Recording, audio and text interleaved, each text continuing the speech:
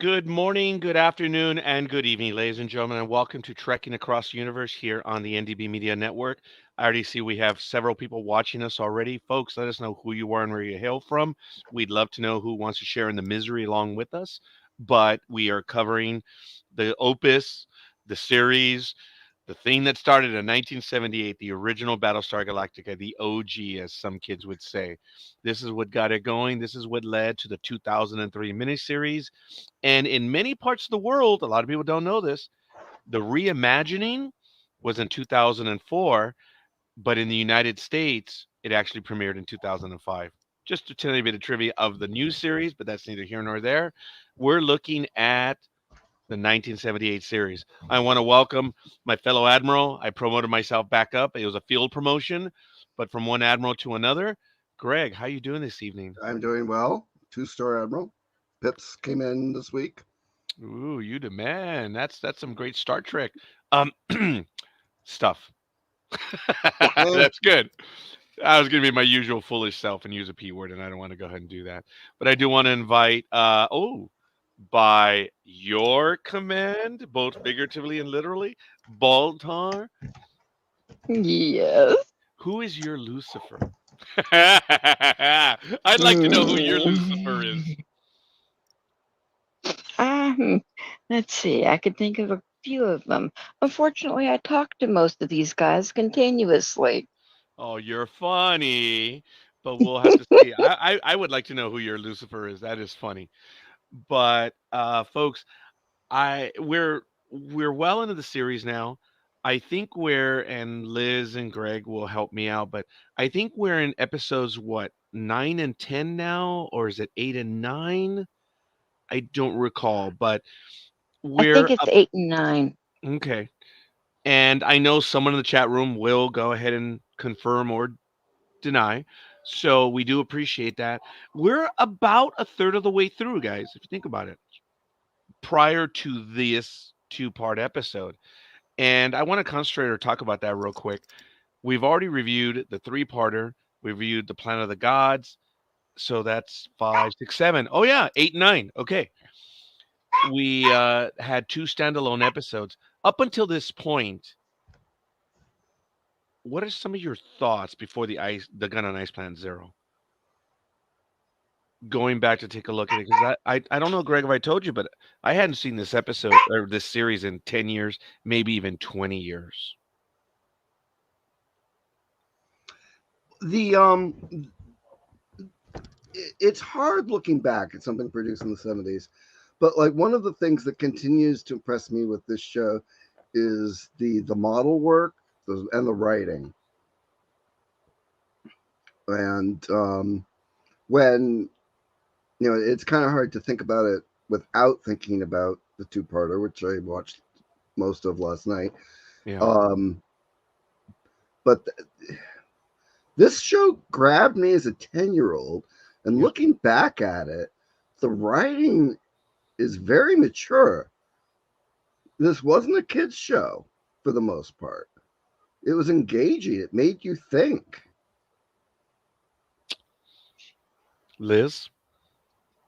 I agree with what Greg said as far as a lot of the model work and the writing was good, but I think the acting was actually stellar compared to just some people getting up there and thinking this is a quirky TV show and they're not going to put that much effort into it and whatever. And they wound up putting in good performances that were very realistic and made it believable.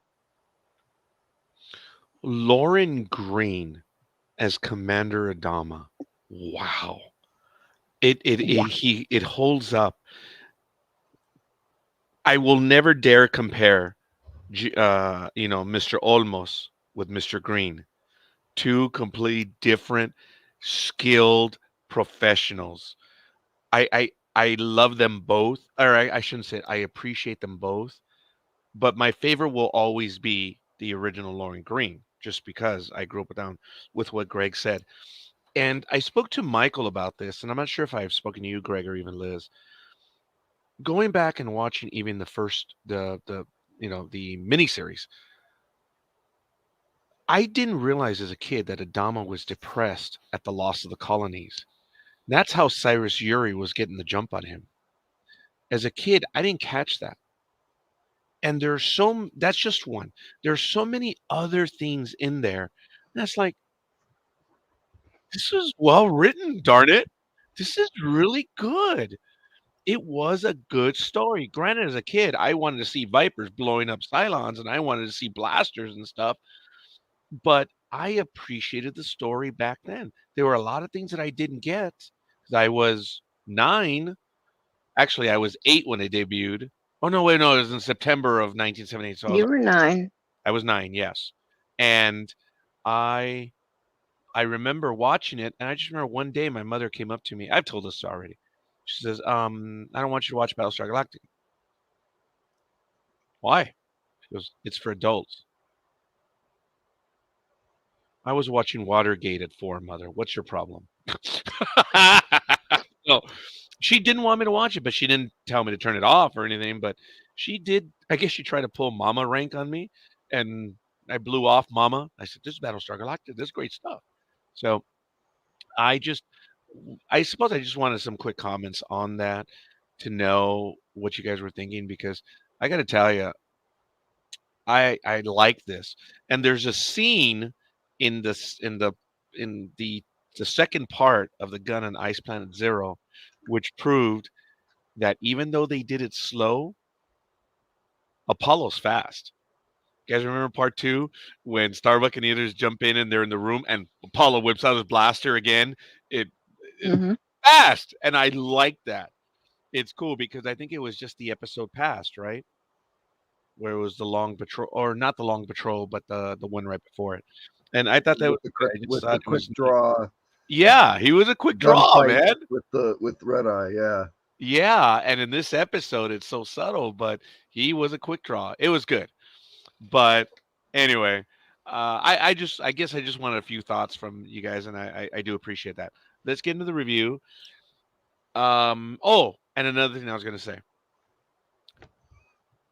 This is balls out action for Battlestar Galactica, wouldn't you say? did I If miss you something? For the Gun on Ice Planet Zero. If you think about it, this was not a brand new plot line, not a brand new idea. This is, I forget the name of the movie. Greg may remember. Oh, Baltar may remember it as well. The guys that are sent to blow up the dam in World War II. Harrison Ford is in it, and a few others. I forget who they are, but this is not. It's not Bridge Over the River Kwai. It's the other No, one. yeah, No, Harrison no, I Ford. know which one you. And remember, they're caught on the wrong side of the river when the operation is done.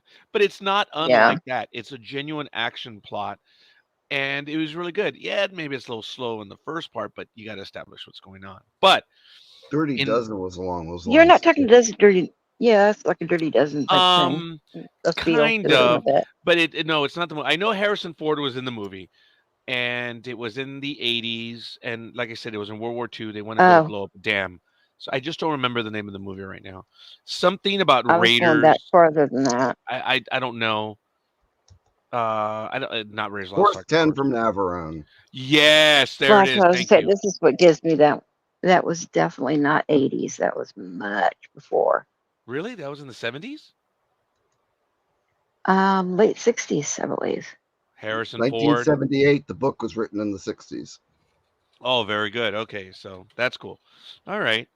Well, in this, the Gun and Ice Planet Zero, it you got a lot of credit on this one. The teleplay was by Michael Sloan, Oh, Donald. sorry. Oh, There was a 1961 film, Guns of Navarone.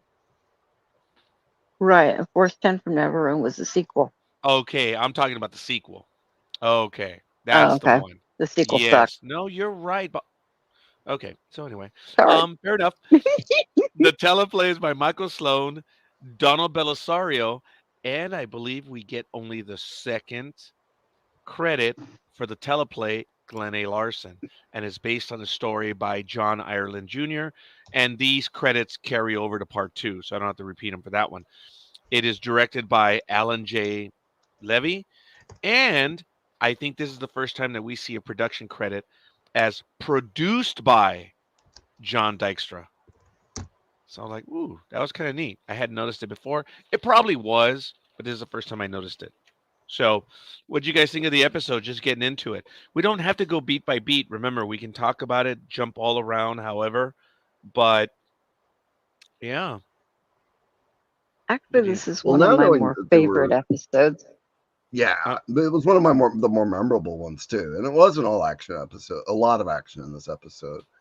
But looking back and knowing now that there was only like a handful of like Sunday night movie type show written, this is definitely one of them. Not because it's just a two-parter, but because it is a thorough, complete story, Hmm. and it's And it got those all the dimensions of a film. go ahead, correct, and it also Ballpark. has its little seeds of surprise, as to find out, okay, the thralls really can, procreate and have their own lineage, where that was never thought. Also, what was their father creator actually keeping from the Cylons? And of course, there's the good old redemption arc. Yes. Now, what happens in the first part did throw me. I had forgotten about this. Boxy says he wants to see snow. He's never seen snow. And then, sure enough, he's aboard the Ram. I didn't gasp watching this, but my thing was, dude, what the hell are you doing there? And Apollo's like, oh my goodness, Boxy, what? And he's there with Muffet. So I Come was on, you surprised. couldn't have figured he was. You couldn't have figured he was going to do it. Just look at that face. I had forgotten. And when he was aboard the Ram, I was like, oh man, I had genuinely forgotten that. And it was cool. Now, early on, we see that they're launching a long range probe. It's a group of five, and before you know it, it's like what, three of them are taken out in under a few seconds. Yeah, Well, under a few minutes. Three Vipers were taken out by the pulsar, or I'm sorry, the Thane that's on the planet, thing. which was good. Um, I did like. I had also forgotten that one of the pilots, I think it was Cree, or it might have been the one that was actually shot down. That he says, Kree was the "I one that was shot down, yeah." that landed on the planet.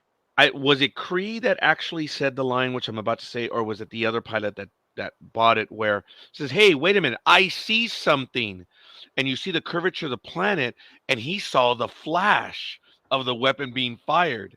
Was it Cree or was it the other guy? I think it was the other guy. Yeah, well, he saw the flash of his impending death. I just thought that that was so well done that, oftentimes you see something and it just doesn't, it's not right in the movie. Look, Star Trek 2009, when the Romulan says, Captain, I'm picking up another ship. There's not, and then the Enterprise comes out of warp. Well, I mean, how are you? Yeah, Okay. This was cool because he says, I'm picking something up on the planet. And you see the flash. And well, of course, he got hosed. Um, yeah. I If I forgot. can back you up, No, if go I ahead. can back you up, though, just Please. for one thing, that I kind of, you really kind of felt where this was going, that they're getting led into a trap, because that's what Adama felt the whole time. He felt he was being herded into basically a box canyon, or a suicide slot. And, he just knew. He knew something was coming. He just didn't know what. Actually, you're 100% right. Because the fighter probe is launched, and then Kree was, I guess, basically up his tailpipe. And Boomer was like, dude, you got to back off. And he's, well, I was told, to hold it tight, keep it tight. He's, yeah, okay, keep it tight. But, dude, you're coming up my tailpipe, which was kind of funny. I appreciate that, Chatter. That was cool. That was neat. And then we switched to that scene where, and I always loved that set of the bridge where you had that like star screen. It was in green. And in this one, I don't know if you guys caught it, but it was like empty. There was a little like cloud formation at the bottom. But I appreciate how Adama says, I don't like how I get the impression we're being herded in this direction. So that was cool. And then, of course, they detect the small moon ahead. And then the patrol splits up. And yeah, the Cylons were ready for him. And before you know it, they took out 3 Vipers. That was crazy. Oh, Bo is destroyed by the energy beam, and then almost instantly. Well, you know what? I don't know. If Bo was the first one or the third one, but they call up battle stations. I did like that by Adama. There was no doubt. It was like battle stations, bring the fleet to a full stop, and it was good. I always liked Adama's decisiveness. He thought it through. He His command listened. presence. Yeah, I always did like that of Adama. Um, it was cool. So up until this point, your thoughts, guys? I thought the dialogue was smart, and it it was reminiscent of war movies, and um, it, it seemed looking back at it, it was there was so much that I missed as a kid just because I was a kid and just Hmm. absorbing the spectacle.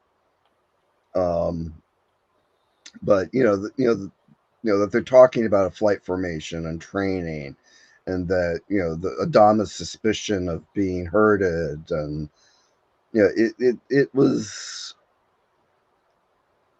it wasn't what I remembered. It Right. was, and I'm appreciating it differently as an adult because of Yes. I cannot argue with that, Greg. I am genuinely enjoying this rewatch. I'm glad that I didn't watch it. I know Trey, hopefully Trey does get a chance to, oh, there's a comment in the chat room, sorry. I hope Trey does get a chance to join us. And yes, yes it is. Is this the gun on Ice Planet Zero? Yes, Yes, Susie, if it you is, have a Susie. comment, please. Welcome, Susie, Yes. Um, oh, I apologize. I may have lost my or train of thought Suze. there. Apologies if I mispronounced. But Um, no, go ahead, Liz. I was going to say, what did you think, though, kind of tying in with that part when Starbuck, because he lost Kree and knew Kree was down on the planet, his self guilt, shall we say, of the fact that he was the, squadron leader and yet he lost one of his own men. He knew that guy was down and possibly still alive and had such self hatred basically because he had not fulfilled what he needed to do as his leader. He had to cut and run to get back to the Galactica to let them know, you know. Liz, again, I didn't recall that. I didn't get that complexity as a kid. Seeing that now, it's like, could you imagine what they could have done with a little bit more money? Because they actually had Yes, a lot of money. I think they were the first series that was budgeted $1 million per episode. That was an ungodly sum of money back then in 1978. It was just unreal. Well, they did really well with these two. I mean, we had a lot more. We had new miniature work for this episode. Um, we Yeah. had you know the models for the gun. Um, you know, they filmed the screen, a television screen showing stuff to get more graphical displays. Yeah. There was a little less reuse on some of the graphical displays. Some of them were new for this episode. We had a gold Cylon, which I I didn't was about remember. to get to that. Now, is he gold or is he red? I thought it was gold, but maybe it was my TV. I thought it I was saw gold. more of a rusty gold. I saw a Yeah, it kind rusty of looked gold, kind coppery, of rusty, combination but of I both. was giving it the benefit of the doubt with the lighting, and also I do remember a gold Cylon action figure.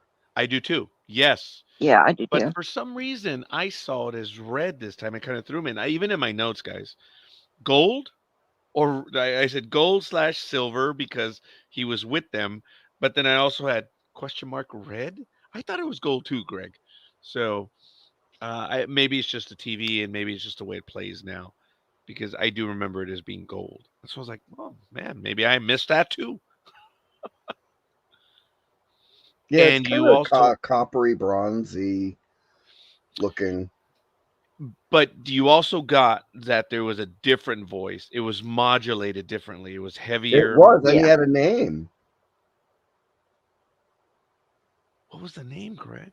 Oh, I know. Was it But Vulpix or Vulpix? yeah, Oh my goodness, that's right. Vulpix. Doesn't Yes. Dr. So and so refer to him? Dr. Ravishaw? Yeah. Yeah. Well, but that's in part two. I think he does. Oh, that's good, guys. I did not get that. Now, I did appreciate again, there was a new unit of measure used, and they were talking about the height of I believe it was the height of the gun on the The mountain. mountain.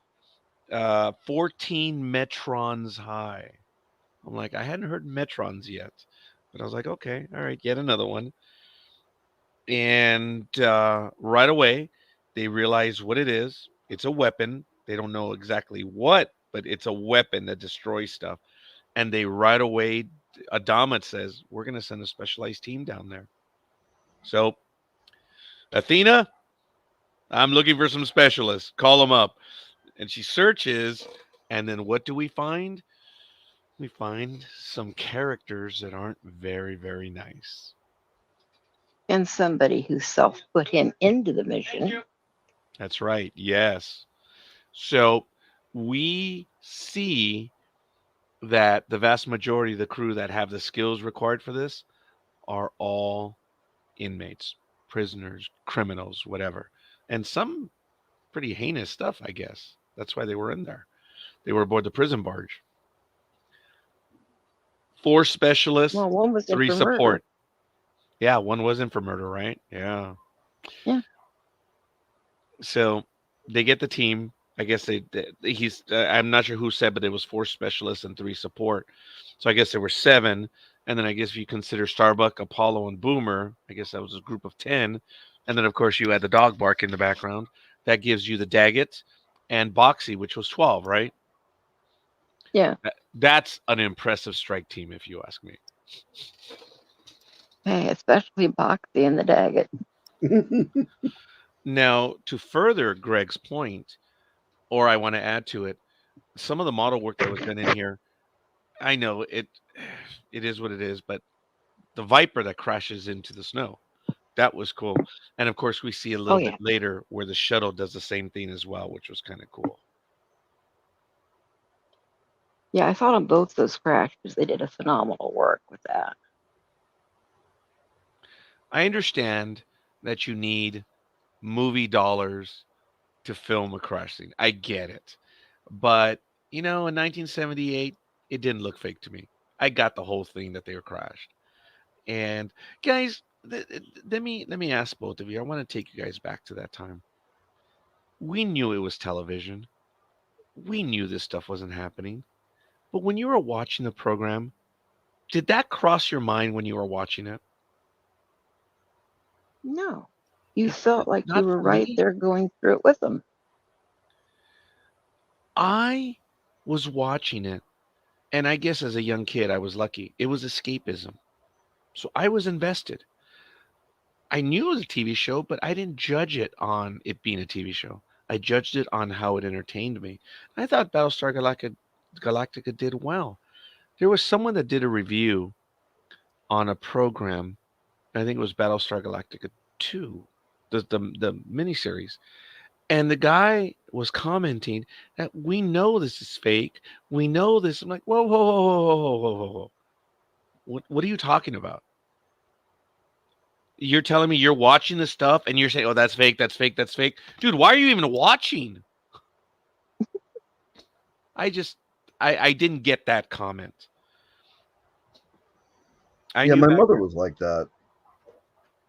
She didn't like anything that was fake. She would say often, if something fantasy or superhero-y came on.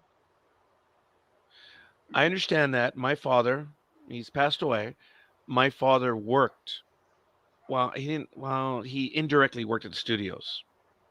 Oh, I like that comment. I'm gonna get to it right now. Um, my father said that he's been behind the curtain. He knows, he sees it. He was not into horror movies. He was not. He would be disgusted by that. It didn't matter what it was. He was disgusted. But he said, "I've seen it already. I've been behind the curtain." But God bless him, when it came to watching Star Trek on the big screen, he would watch. I'm like, I thought you said all this was fake. But did I tell you guys that on December 7th, or no, wait, December 6th, 1991, I took my dad to see Star Trek 60, Undiscovered Country on opening day. And remember, that was the time when they got rid of the second movie. There was only one showing. So the movie ended, and everyone got up to leave, and I did. And my dad was like, "Where are you going? The movie's over. Let's watch it again." Yeah, we had to Wow. pay. We had to pay to watch it again. Fine. I don't want to go. We got great seats. Let's no, Dad. It's already sold out. That's why we got this showing. It was early on. My father didn't want to leave. I thought that was so funny. It was really cool, and I really thought that was neat. So I want to go to this comment real quick. Susie says, "You were a fighter up there in a Viper right along with them." Yes, I never Exactly. thought it was fake. I knew it was a TV show, and I was there to enjoy it. And speaking of being there to enjoy it, Trey, good evening, young man. How are you doing? Howdy doody. Hey, Welcome. yep, we're here, man. Thank you for joining us. We are about A third. the scene where they're gathering the team to go down. Okay, Trey? Sure. What did you want to comment about, like, up until that point? Is there anything that you wanted to point out? Did we go over the issue of how they were being herded into a passage in three-dimensional space? Oh, okay. We didn't mention three-dimensional space, but we did talk about that briefly. Come on, Trey. Hey, go ahead. Well, That's funny. I consulted a script on that, and there were actually some lines that were left out. Obviously, the Cylons were coming from the left and the right, but Adama actually explained in the script why they couldn't go up or down. He said if they above them was a planet with a known Cylon base on it, and if below them was an impassable asteroid field. So they really were being three-dimensionally herded into a passage. Trey, I had commented earlier on the star chart that was in the background that it was blank, but at the bottom I did see something like a cloudy something or other. I wonder if that was the asteroid field. That Yeah, was I don't know. wow, that's interesting. Okay. I mean, guys, I think we've always wondered that in space. You know, you have the X, Y, and what X, Y, and what's the other one? Z. Z. Thank you. Yes, Z. I'm so Or sorry. Z, depending on your nationality.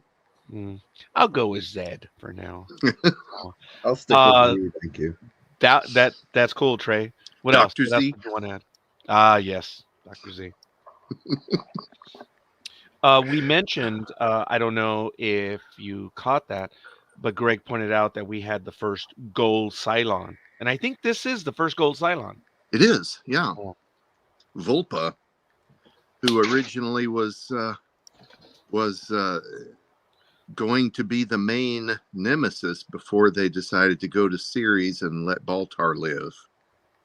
They were going to have Vulpa as a recurring villain if they had just made TV movies. Oh, wow. So all of the Baltar and Lucifer footage in this episode, in these episodes, which to me is the best part of these two. I think the scenes with them Yes.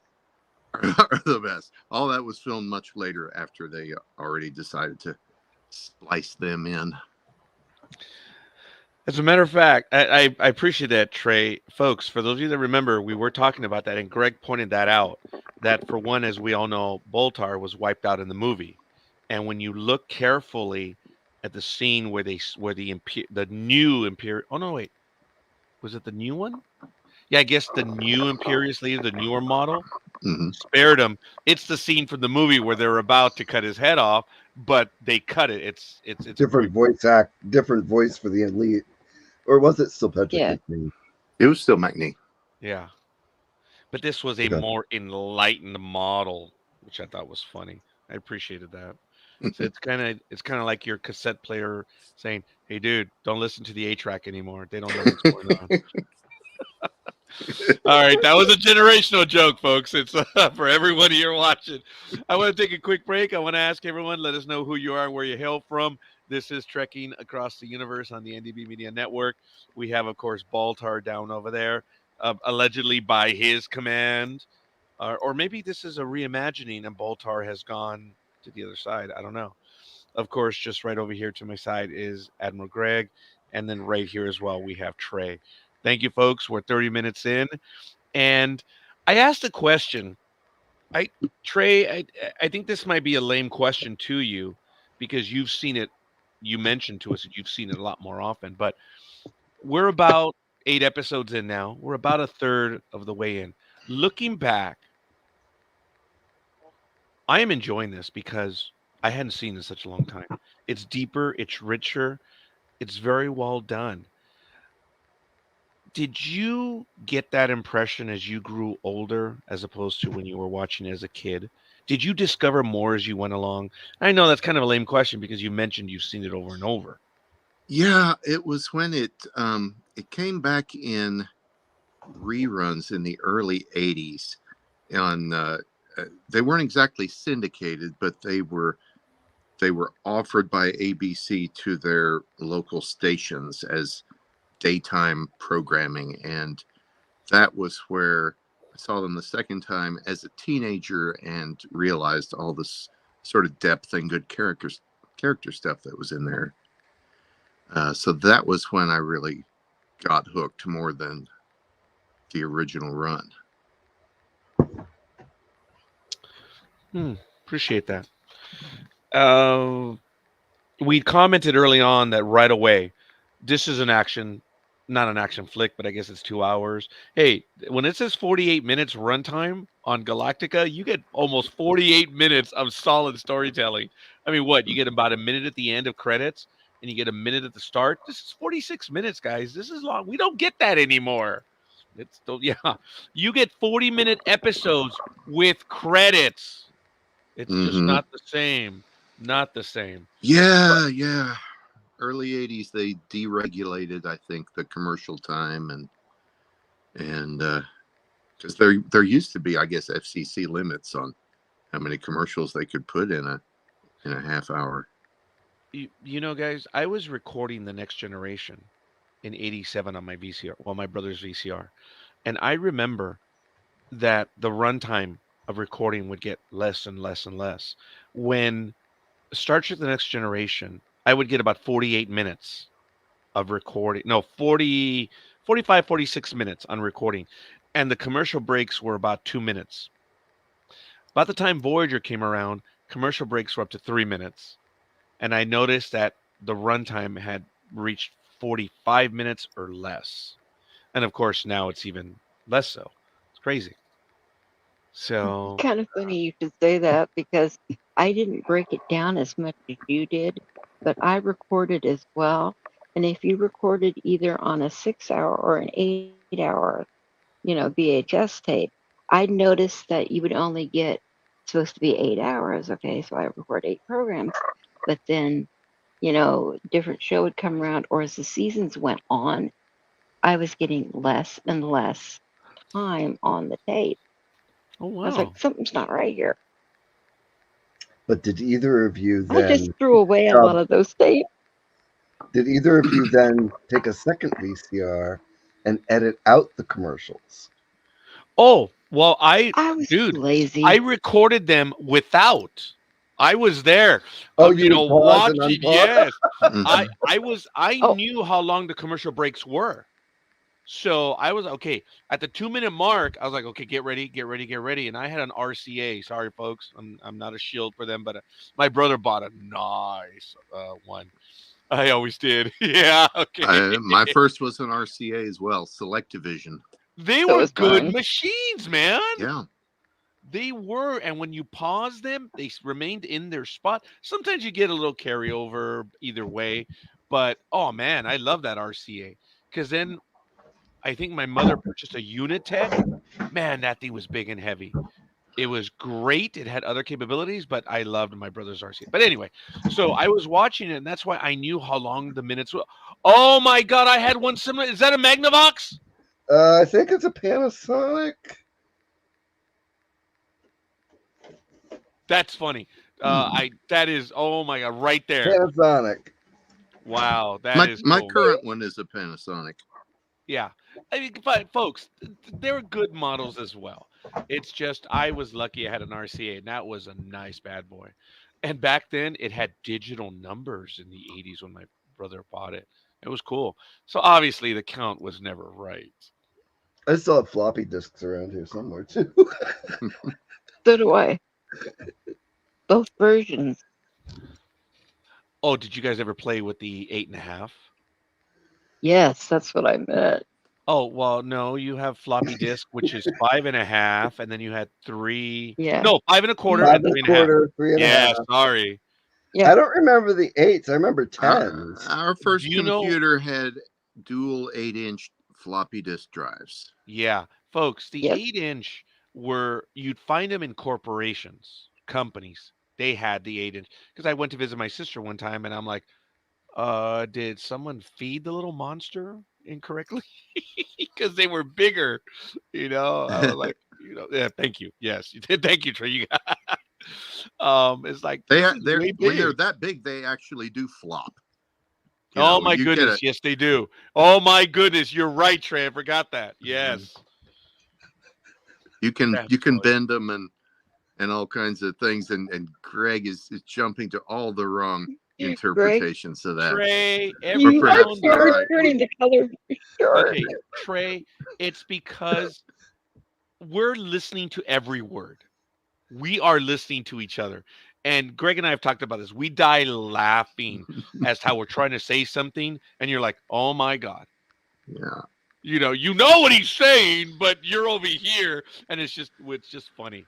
And we get a kick out of it. But anyway. And just take it however you want, because Oh, yeah. Men I'm don't grow up; they just get old. too old to care. Yeah. Yes. And we're tame right here, but we do. Greg has said things that I'm dying, as is Liz. Liz has to mute herself, and then I say things that they're dying. Like, oh wait. I try to correct it. Oftentimes I don't, and they point it out to me. They're like, a little bit of a braggart there or something. I'm like, oh, I didn't mean to, but I own it. Sure you did. Screw it. Right, Baltar. I'm like, I own it, but we don't do it intentionally. You guys know when we do it intentionally, but it's a lot more fun when it's unintentional, like what Greg was laughing about right now. Sorry, Mighty Python came up today, and it's like I was in stitches earlier. Your Monty Python came up today. No, in conversation with a friend. Case in point, Greg. Case in Put point. in mouth, Greg. I mean, Put in come mouth. on, Oh buddy. God, no. Yes, that's what I'm talking about. You see, Trey, The we British are comedy open. troupe. Yeah, it's all everything is what she said. Yes, it is, folks. That's why we all keep each other the way we are. We keep each other in stitches because we're all paying attention. I mean, Greg, that was classic, and that's my point. Completely unintentional. Finish your story, brother. I'm so sorry. Your Monty Python. Anyway, some of the colorful dialogue from Life of Brian. I was in stitches earlier. Okay, like it. Yeah, that's the brand I had. Yep, I hear you. I think I do not have a VCR right now.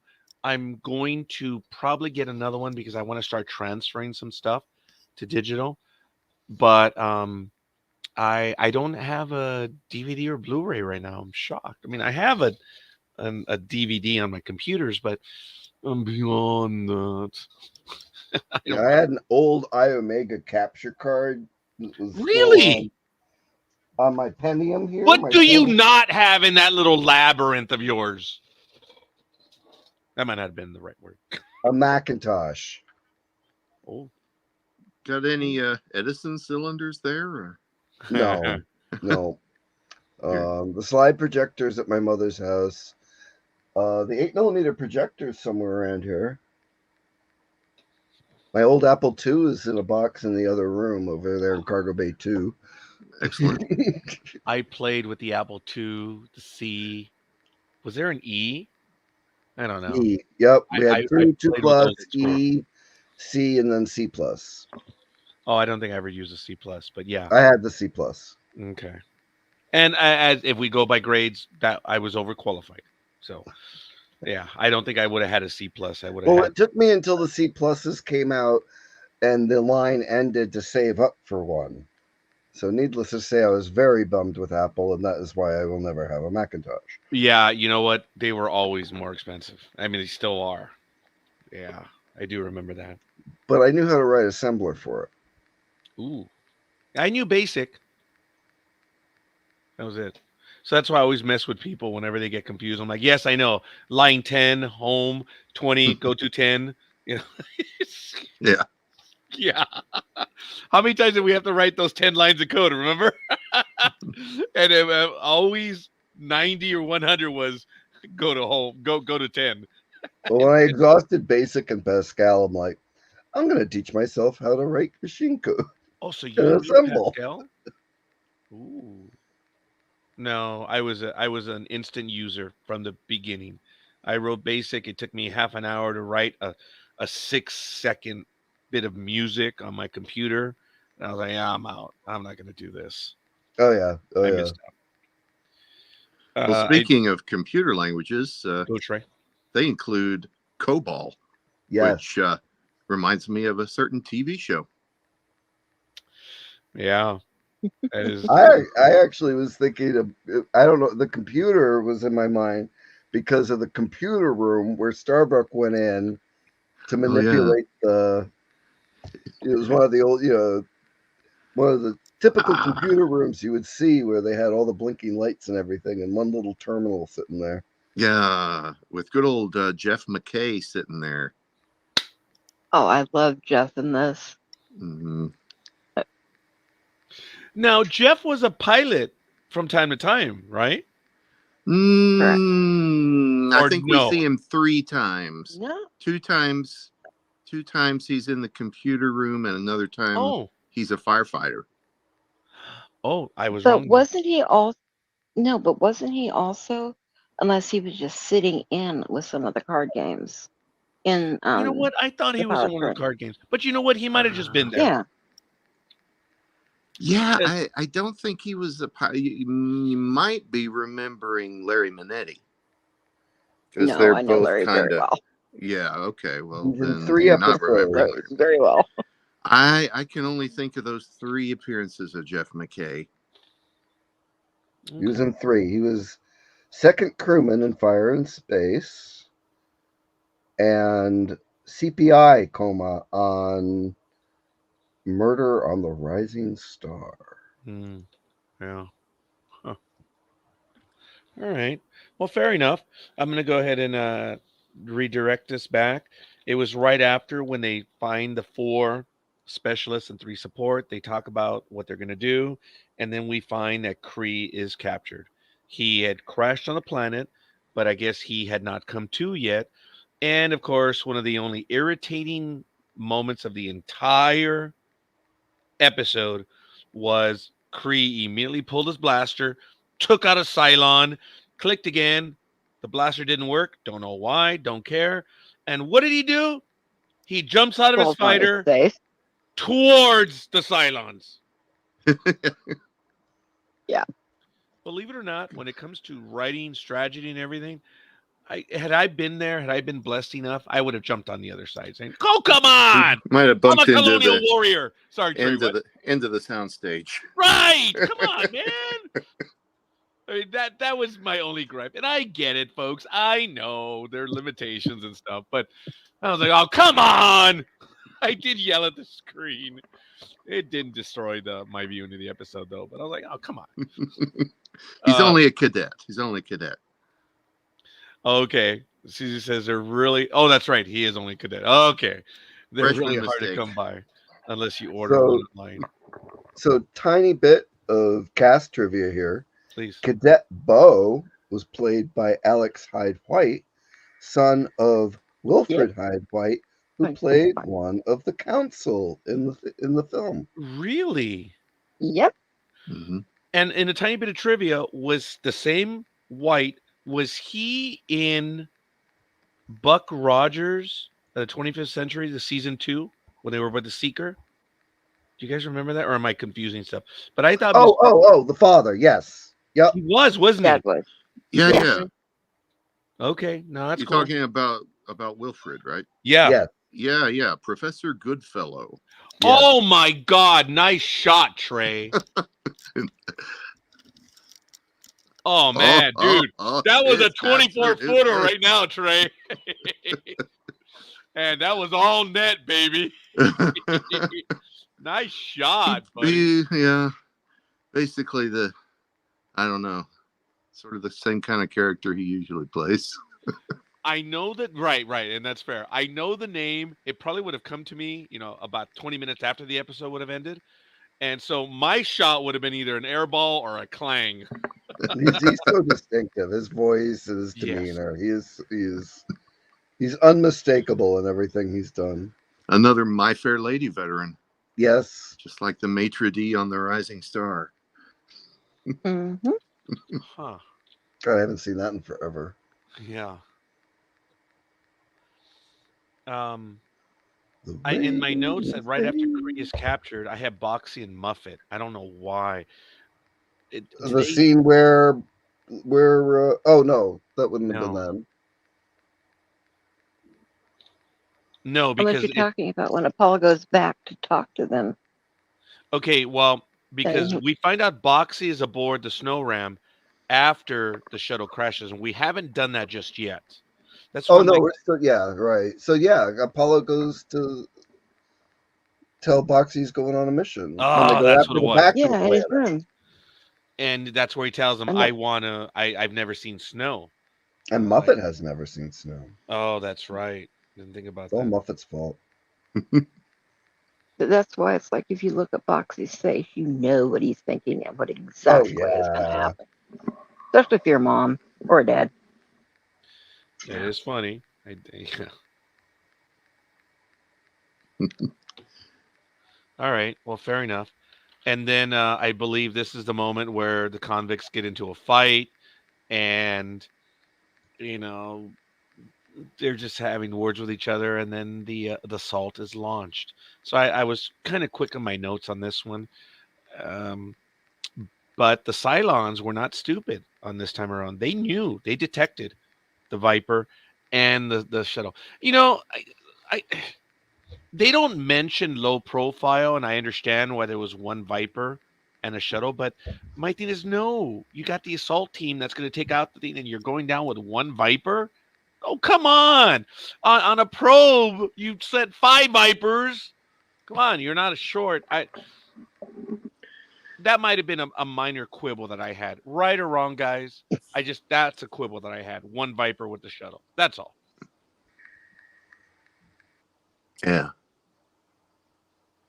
I didn't like it. So the Cylons take out the Viper, and I appreciate how the Viper immediately says, "Okay, I got you guys. You guys go for the planet."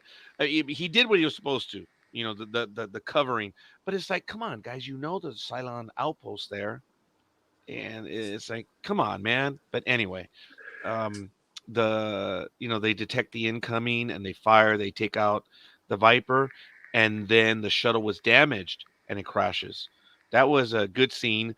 Starbuck answers Apollo back because I think they're in the dive, and Apollo's like, dude, calm down, man. Just get us out of this deep dive. And like, oh, yeah, tell that to the Cylons that are chasing us. So that was kind of cool. I get that.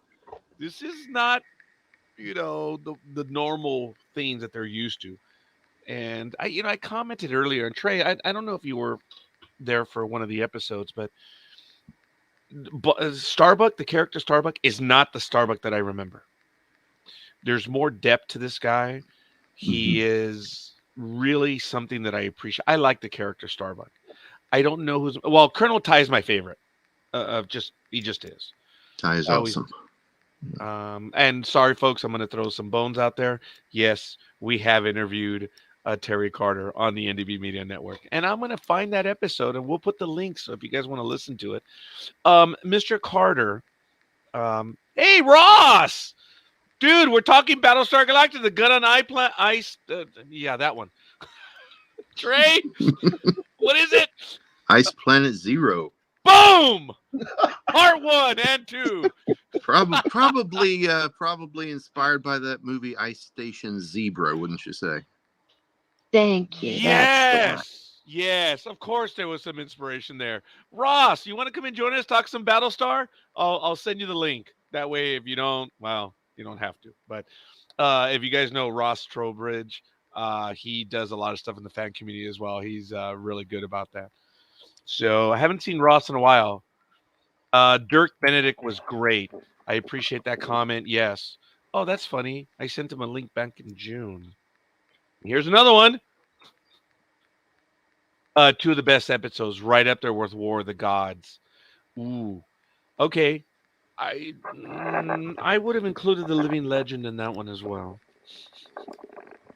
Yeah, I liked the Living Legend, guys. Oh my God, I did.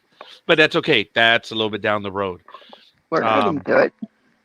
The funny thing about Ice Planet Zero is because it was the second in production order, they didn't quite seem to have the characters down pat yet. From what the relationships. Was it really the second in production? Yeah, because that when they were going to make TV movies, this was going to be number 2. Oh wow, Greg, we know that you know more. What was the production order? What was the third one?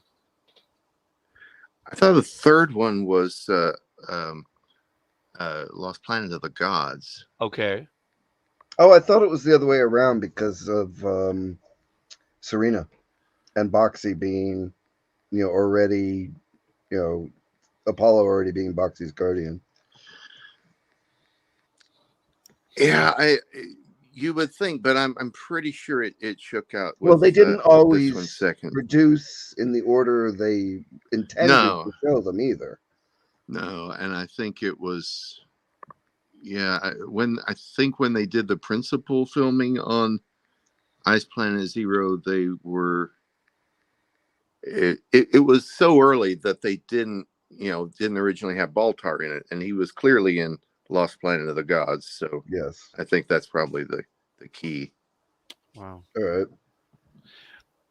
If you look back, folks, you can see some inconsistencies.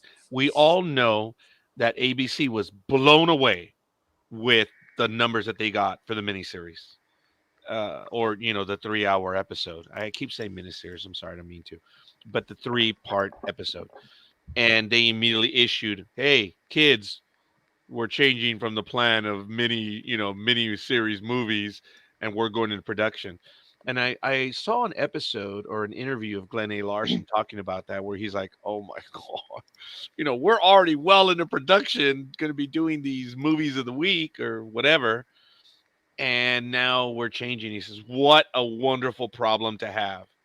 But he said, but it did lead to problems in the storytelling because we were well on our way into writing as well as filming. I'm sure you've seen that interview, right, Trey? I've only seen it once. I'm going by memory. If it's on the DVD set, I've seen it. I'm going to have to check that out. Trey, I made the mistake. I didn't have a chance to get any of the stuff, so I had to get it on Vudu. Sorry, folks.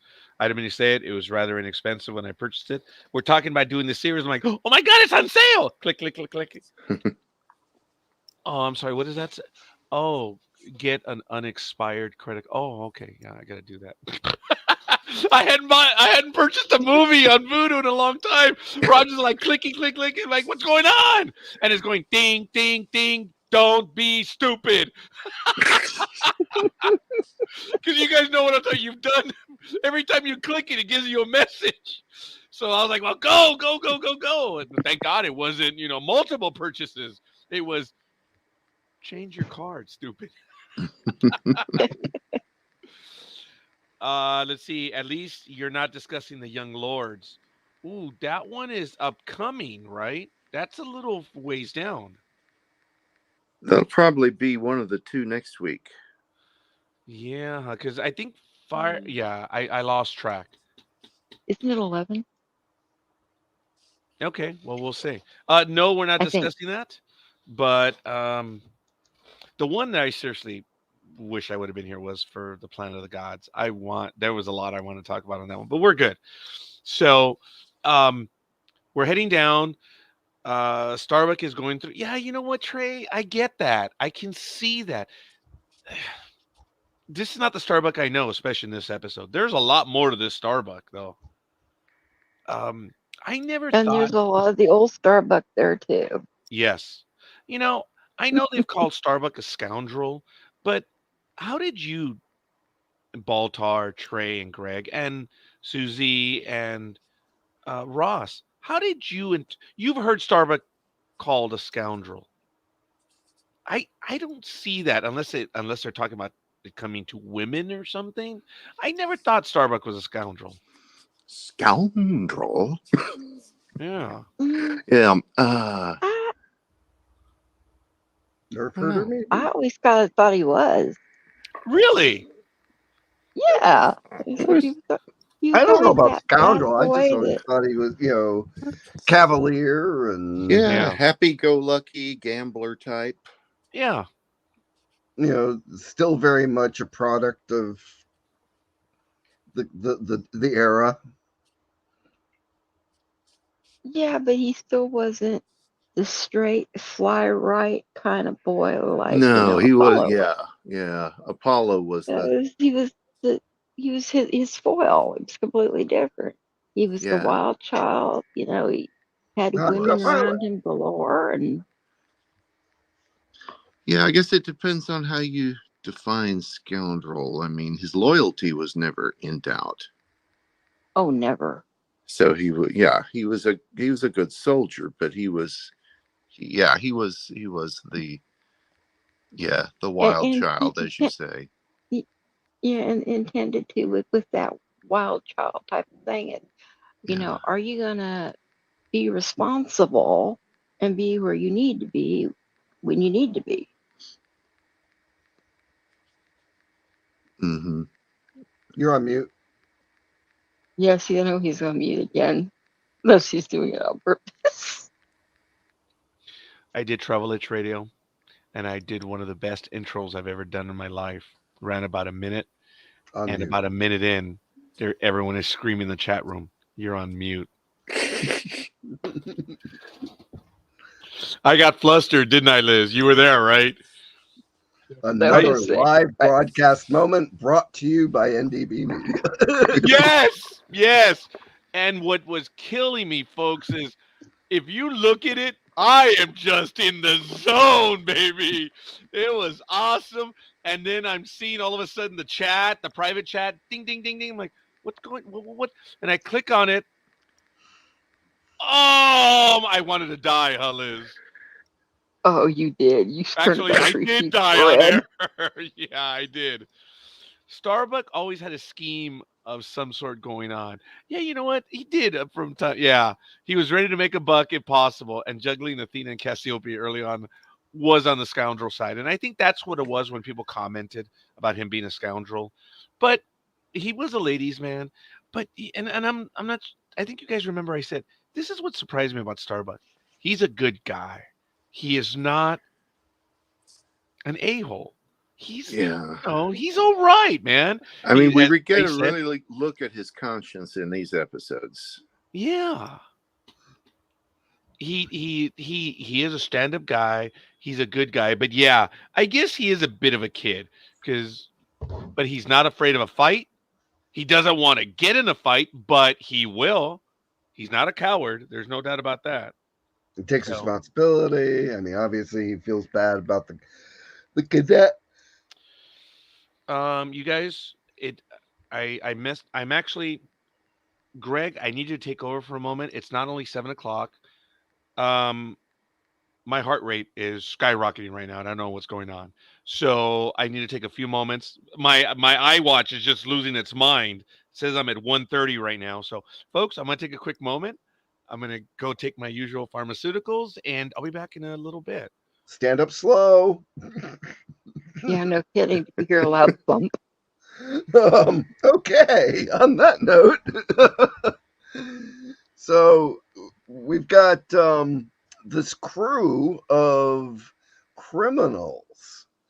So if I'm in charge, then I get to go back and give you crew trivia number 2, or cast trivia number 2. One of the crew was also in a Star Trek episode, a significant character in a 2-part Star Trek The Next Generation episode. So did either of you pick up on that?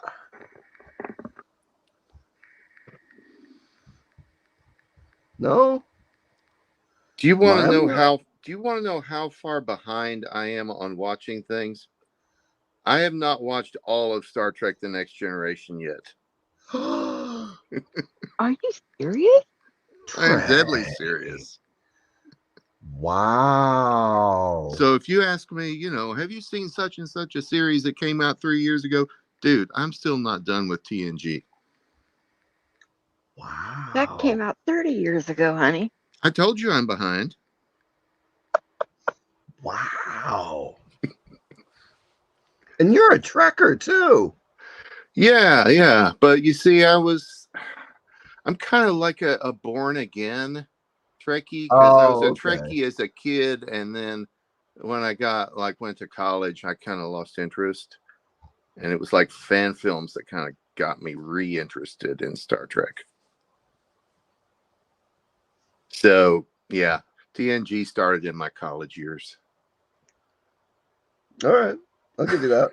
I'm catching up. So the character is Thorn, played by Richard Lynch, who makes an appearance in the 2-part episode Star Trek The Next Generation Gambit as the mercenary captain. Ah.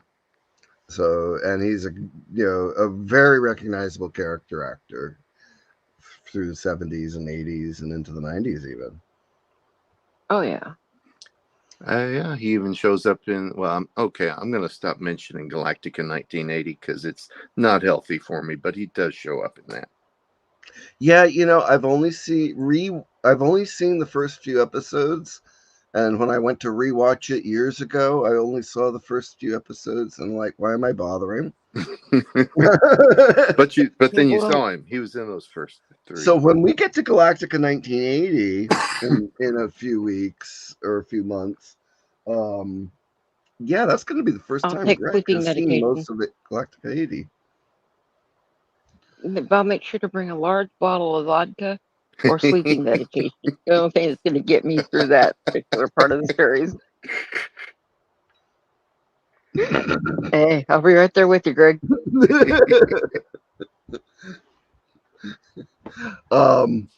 Yeah, I probably shouldn't keep whiskey on my desk, but oh well. I can control myself. Are you all right, Raj? Yeah, I think so. Sorry, Okay. guys. It was strange. I think I know what it is. Is obviously I'm stressed out for obvious reasons, but I realize I have not had anything since breakfast. So as soon as we're done, I'm going to be running out to go get something. Yeah. And Greg, I didn't know what you meant about, stand up slowly. I'm like, well, what is that? And I did. I'm like, oh, I'm glad he told me. That was funny, dude. It felt odd. Folks, I apologize. Yeah. It's just, it was funny. I guess you saw me look down there and it was flashing. It was saying 135. I'm like, wow. So, Yep. Mom had rapid heart, and she would get dizzy if she stood up too quick. I did. I thank you for that. I did feel a little bit, but no, and then I took the stuff. So, it was just strange. Just strange. I didn't get lightheaded, but I did feel something was up. And then, I felt the vibration. I looked at it and, ooh, wow. I usually don't have that happen, but hey, whatever. And I think I haven't had anything for a while. Sorry, folks. All right, we're back. Yeah. So we just were talking about the criminals, and I mentioned that we had Did a Richard Star Lynch. Trek actor on here. I Yeah. don't think he did. He was a quintessential bad guy. He was one of those actors that always played a bad guy. I agree 100%, Ross. Mm-hmm. Yep. I enjoyed that episode. I really did. Oh, Greg, Michael, Greg shame on can you. control himself. I don't know what you're talking about, Michael. Almighty. Oh, with liquor. yeah. Thank you. You know what, folks? Sorry. Smart ass remarks, not so much. Yeah, folks, the people that were the bad guys, they were really well cast. Yeah, good old Christine Belford. She was always Yeah. playing a heavy in 70s shows.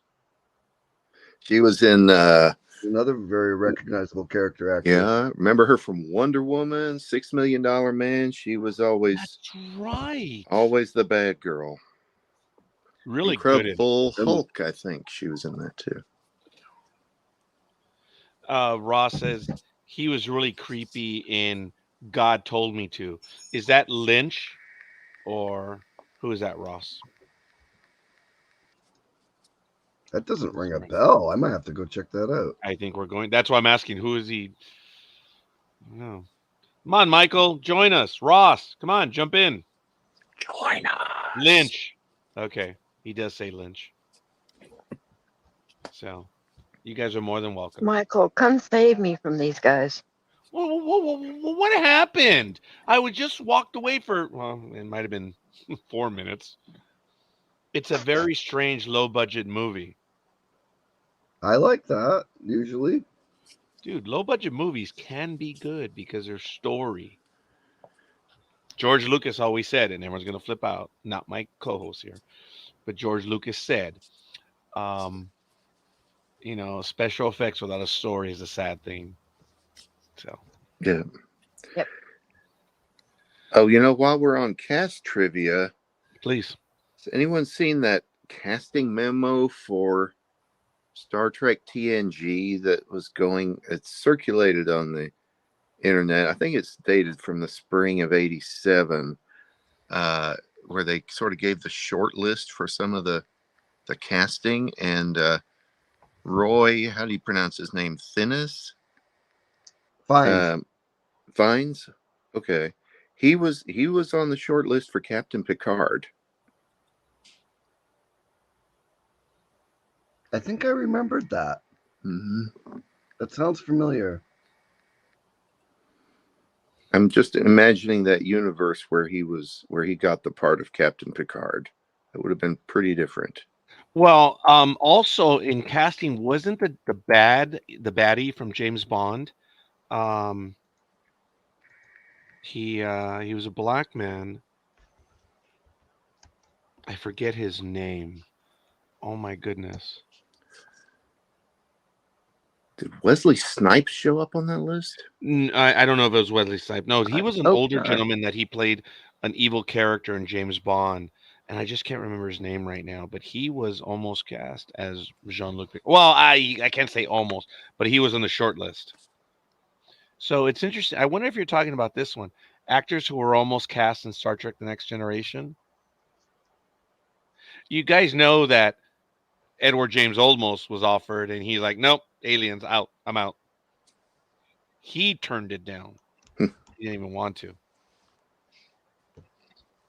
There he is, Yaphet Kotto. Of him, yes. Yes, Yaphet Kotto turned down the role of Jean-Luc Picard. Wow, isn't that crazy? Oh God, I'm sorry, Trey. I thought you were talking about Ralph Fiennes. I do not know how you pronounce Roy's last name. Okay. I'm like, wait a minute, did I miss that Fiennes was in this episode? No, sorry. Yes, Croft. We know him as Croft.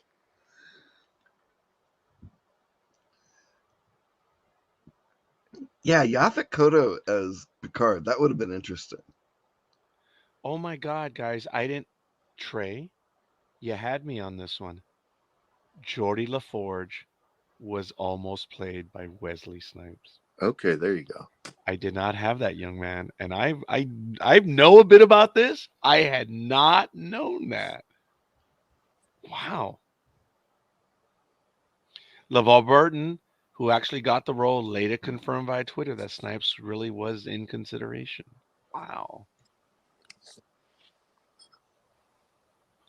That is crazy. All right. Well, fair enough. Forgive me a moment. I'm actually getting a text right here. That's all right. So we've got Someone is telling me to shut the hell up and let everyone else talk. Hey, hold on. so we've Don't got be a criminals dictator. and warriors on the shuttle here heading to the planet. Michael's yelling And at you again, then the isn't he? shuttle crashes with some more good model work. That was actually really good stuff for, the, spaceships in snow. How many times has that been done before?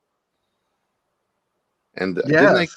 create a whole new way of making like the fake snow, and did that same substance get used for Hoth afterward? I seem to have Really? read something about that. Yeah. Oh, Well, wow. the crew that worked on Battlestar Galactica were ILM guys. Yeah. Yeah, John Dykstra. You guys know that there was a major lawsuit by George Lucas. You guys know this, right? The audience may not, and please correct me if I'm wrong, because I just learned this within the last year. That I knew of the lawsuit. I knew Star Wars was being sued. Star Wars was suing Battlestar Galactica. I mean, who didn't know of that back then? But when Lucasfilm left Van Nuys and went north, apparently they left a lot of equipment. And John Dykstra was like, well, I'm going to use it. And he did some things. And George went after John by saying, that's our equipment. You Yeah. shouldn't be using it. And it was something like that. I was really surprised because there was a little bit of bad blood between George and John Dykstra. If you guys can read in between the lines and you see what he did in Star Wars, remember he said, we had so much money, stunned. They spent like 3/4 of the budget and they had 3 shots. And when you look at the thing, he says 3 shots, and which were completely unusable. And I had to go in there and shake things up. And John Dykstra politely says something to the effect of, "Yeah, there were some issues, but the work got the job done." So, but yeah, it was something. The crash holds up as well as the snow crash in Voyager. I thought the model work. Greg pointed that out as we began, Trey, that there was some really good model work, and I agreed with it. Yeah. It really looked good. It did. I thought it was a little funny how Kree was coming in for a landing, and he had a landing gear down. I'm like, okay, well, yeah, I guess you're going to deploy it anyway, but you're coming in the snow, so I just thought it was funny. Whether it's right or wrong, it doesn't matter. And then when the shuttlecraft crashed, that was really good stuff too. No. They also had that neat little vehicle that they all crammed into with the gun on top for Yeah, the the snow ram, right? snow ram. Yeah. Oh, well, they call it a land ram in the miniseries. And I thought they called it a snow ram here, didn't they? They do. Yeah. It's no Okay. ram. So we have stormtroopers, we have snow troopers, we have scout troopers, we have, hey, consistent. Maybe Dykster should have sued Lucas for this, for using the snow, whatever, for everything on Hoth. Because the that Viper crashing looks suspiciously a lot like the snow speeders crashing. Oh, I was going to say the same thing. Well, and then Starbuck later crashes his Viper in a swamp, and Luke crashes his X-wing in a swamp. Right? Yep. I mean, it's no sillier than the stuff Universal sued over. Alleged Yeah. similarities. Yeah.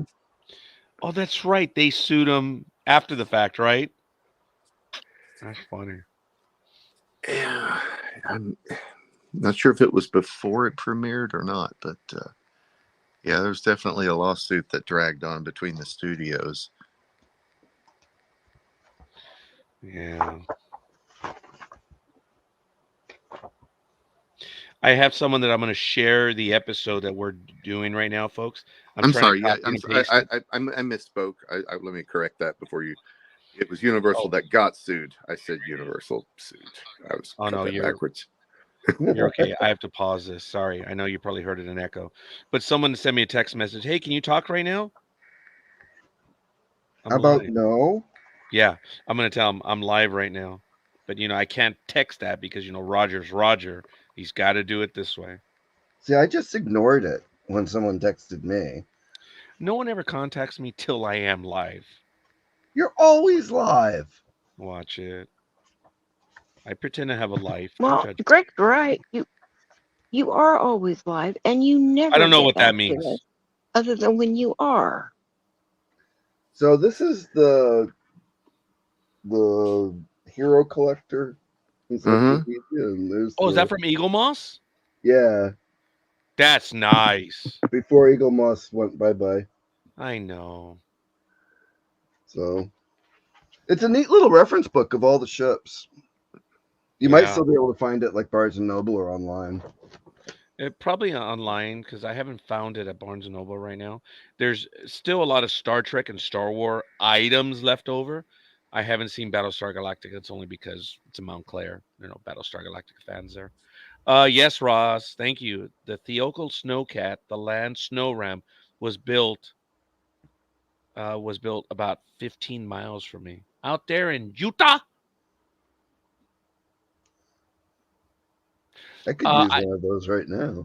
I don't know if you guys caught the imagery, but they used real Alps for some of the mountains, and they also were in a vehicle in either the Arctic or the Antarctic when they were showing us the view from inside the snow ram. I thought that was cool. I thought it was interesting that you could see tracks already in front of them. Oh, homie, I missed that. Very good. You're right. You do. You can. The spoils of the evolution of television. Maybe the Cylons had been out four-wheeling, Yep. That is so funny. You're right. Because it did look like they were on something was there in front of them. I was like, oh, I very did good. get a kick out of the Cylons trudging around in the snow. For all the awesome model work, those poor guys in costume trudging around in the snow did not look like they were having a good time. No. And there was a subtle scene when they're boarding what's left of the shuttle. The guys have to hit their marks because famously their vision was severely limited. Well, if you guys get a chance to watch the scene where the second Cylon is about to board the shuttle, it is funny. It's almost like one of those things that you're at a shooting range that are crossing in front of you. They do these like sharp moves. Just before he gets on, he like stops, looks down very briefly, and then keeps going up. I thought it was kind of cool because they can't see. And it might not have been what they were trying to hit their marks. The guy didn't want to fall. I think that's what it was. There's another scene where they're showing them inside the base where one of the Cylons is going downstairs very hesitantly too. Oh, yeah. Yeah. Yeah, I understand that they would fall quite a bit. Ross, the Cylons are about as good on stairs as Ed 209. Yeah, well, there you go. I didn't see this comment, and that was my fault. Theocal then became Logan Manufacturing Company. Then John DeLorean bought it out and ran DeLorean Manufacturing into the ground to pay for his other mistakes. Oh, I thought it was for all the drug stuff that they did, but what do I know? No, that would be one of his mistakes. Oh, okay. But he probably doesn't think it that way. Hi, Michael. Hey. What's up, homie Klaus? Hey, how you feeling this week? Been a busy day. I bet. Had you gotten to see the episodes? But you've seen this. You've seen 20 plus years ago, yeah. Personal problem, okay. Dude. Personal problem. Well, I'm glad you've joined us. Yeah, I just wanted to pop in for a few minutes, maybe. So. You pop in as much as you want, so we're good. Well, and I was kind of ordered. You make him sound like he's Aladdin or the genie. Okay, I did not. You didn't know that, Michael? Baltar? If I had the ability to order you to do stuff, it wasn't you that ordered me. Oh, who ordered you? Trey, Baltar, Greg. Baltar. Thank you. So you said by your command. The caption under Baltar's name. Precise. Yes. Mm-hmm. We know. And it's all your fault. Yes. Mm-hmm. If you It was excuse me, I better gotta that I step away for a muted. minute. Sorry. Greg, I'm sorry. What was that, buddy? I said I gotta step away for a minute. I'll be right back. Okay, you do that. I'm sorry, folks. I was really being stupid right there. All right, Liz. I know where you are. I know what you do. Yeah. All right. It's all good. You I'll know where send she one of my is, right? cows to beat you up. Oh, you think I'm afraid of your cows? Woman, I can run around them. I mean, look, that's all I did, you know. Well, okay, I'll leave it at that. Anyway, so they're able to get into the snow ram. They find Boxy and Muffet. Apollo is aghast, but they make it out. And then there's a moment where little do we know that they're on Death Point Plateau. That's made clear to them a little bit later. The Cylons refer to it as the plateau, but I thought it was kind of cool. And Muffet runs out. And he's running for a long way, huh, Trey? He does. Even in television terms, he's out for a long time, barking and going after them. And I guess he was able to smell out the clothes because everyone thought he was going to go after the Cylons, right? Because they were out on patrol. I actually thought this was a scene where Muffet goes up to the Cylon and bites him in the ankle and it falls. Mm. But I was wrong. Ross, you know what, Ross? I appreciate you asking, but dude, you're part of this family, whether you like it or not. Thanks for asking. By all means, go ahead. Seriously. You know what? I'd love to see that. That is kind of neat because there's no copyright on that. We've been getting in trouble with copyright. Post it. Hurry up, man. Got a life to live.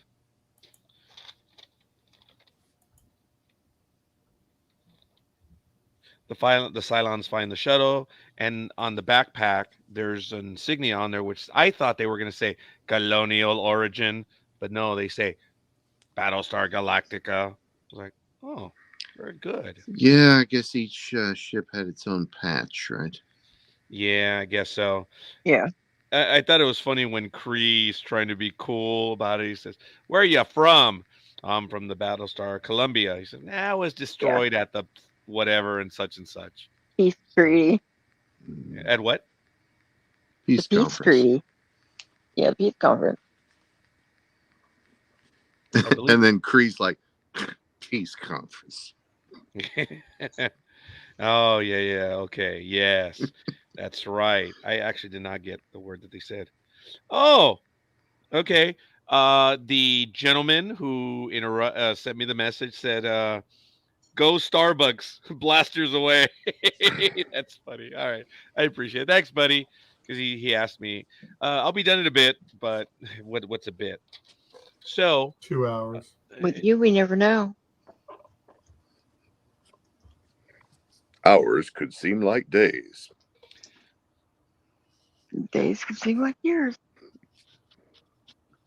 hours the book. instead of days. Now we have minutes instead of hours. Okay, fine. We have minutes instead of hours. I'm so sorry. All right, well, this part 1, we're done. To be continued after Baltar. Let's go to episode 2. They assault. They attack. Galactica is almost wasted. The fleet survives. How was that, guys? Like it? That's good. Yeah, I figured it worked for you, Michael. All kidding aside, you know, the Cylons find the shuttle. They identify it. Kree is being mind probed. I guess this is a early version of Vulcan rape. I don't know. I thought you had cows, Liz, not dogs. It's the Chihuahua. Oh, right. Dang it. Muffet finds the inhabitants, and the assault team is rescued. I guess whatever it was that was in the air knocked them out, and the residents were able to take them indoors. And I guess it was it wasn't the main town or the village, because they said that we'll take you to the village and you'll meet Dr. Ravishaw. And as they're going through, they get caught in a ravine. And I remember watching this, that it was, oh, sorry, Spectrum lit up. Said, you've gone to a site that may be compromised. I'm like, ooh. Guess I can't go there. Mm. They were in the ravine, and the Cylons are walking overhead, and lo and behold, their loyal Daggett almost gives it away. And then we switch to Baltar and Lucifer, which are at the very end. And I thought it was a little lame. It says, "Oh, we have news from Arcta," and I was like, "Arcta, okay, well, whatever." And Yeah. did you guys notice Nice the play planet on they're words. using is Carolon? Mm-hmm. They use Yeah, that for a lot of stuff. yeah, I'm okay with it. I think it stood in for Gamore too in the Living Legend. Really, I like Gamora. Nice place until the Hey, Cylons took it over. I'm telling you, a lot of Cylons died there. Yeah, I'm all right with that, but that's okay. Hey, they're just a bunch of walking toasters, folks. I'm sorry. I don't need to be cooking breakfast and have my machine talk back to me. I already have a watch that does so. I already have an iPad, and I have 3 women that live inside. I don't need my machines to talk back to me. Damn, that was a little too impromptu, huh, guys? That might have been a little more real than I care to admit. So, the scene with Baltar and Lucifer was cool. It was interesting how Lucifer is like, "How do you know what's going on?" And that's where Baltar gives up the ghost by saying, "You moron, don't you know what I've been doing? You think I'm just up here holding this position? I have been cornering them. Just call for reinforcements. Let's do this." And that was pretty much it for episode 1. What were you guys? And Michael's like, "Episode 1?" Part one. Look at the look he's giving me right now. He's like, "You guys." Anyway, what are your thoughts on episode 1, guys? Because quite frankly, guys, episode part 2, dude, it's all action. It moves really fast. So, what are some Yeah, of it your does. thoughts on episode 1? And we can bleed into episode 2. And we just got a like. Who gave us the like? Aisha. It is Hey, probably Aisha. it is what 3 in the morning out there where she's at. Good for you, Aisha. Thanks for. Yeah, why If is you have she any more up at that trivia, hour? throw it in there. We did appreciate the trivia last time. So Your we had thoughts? the introduction of these clones was funny because like they one guy leaves and he comes in the next door is like, wait a minute, didn't you just how'd you that was funny. I know, I like that. That was fun. And then of course the female was played by Bond girl Britt Eklund. Yeah.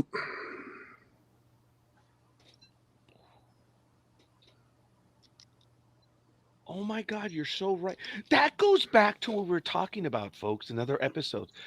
Greg, you're right. Duh, I recognize her. I remember. My God. You know, folks, this was a big program. And the people that it had on there, wow. I mean, you guys know who shows up a little bit later, the chameleon himself. I mean, wow. Fred Yep. Astaire. Mm-hmm. Oh yeah, So yeah, that Miss was a good Goodnight one. from Man with the Golden Gun. Yeah. Oh my goodness. Now I did get a kick though, knowing that she is Swedish, of the styling of the clones, and all I could think of rewatching this week was ABBA. Oh, you're right. I get it now, Greg. Oh. Do you know what he's talking about, Michael? Or do you know what we're talking I about? don't remember this part. I remember the clones, but vaguely. No, we're not talking Attack of the Clones, buddy. We're talking about the clones from Battlestar Galactica. That's what I'm talking about. Oh, okay. Well, remember the clones. Well, remember the clones and So anyway, they're clones are coming wearing from the sea, like obviously. So Hey, Greg, You by know- the way, sorry for interrupting. Folks, got a level with you. Michael and I are not fighting. It just comes across that way. It's really funny. I've been receiving so many comments from people now. Are you guys really fighting? Raj, maintain. I'm like, oh, calm down. Calm down. They're saying treat Michael better. I'm like, oh, unbelievable. I'm like, okay, so whatever. well, my fan club is larger than yours. So yeah, Ross, definitely throw that in the comments. That's really cool. So In terms of I expect to episode, be ejected very soon. Trey. my opinion of part 1 is that it suffers greatly from being a TV movie cut in half. Because, as you say, all the action happens in part 2. It's really not structured to be a two-parter, but it had to become one. Yeah. The most exciting point was at the very end when they're in the ravine. I remember watching, I was genuinely worried. You heard Muffet, the Daggett, Yep. make the noise. Growling. Yeah. Yeah. And I The was really Cylon worried heard about the it, and Cylon he looking stopped. down. Yeah. Well, Tail End Charlie always hears because Tail End Charlie in the formation. There's a reason. Tail End Charlie is usually the first guy to go, so the one in the back is always looking. Ross, I have not seen any links.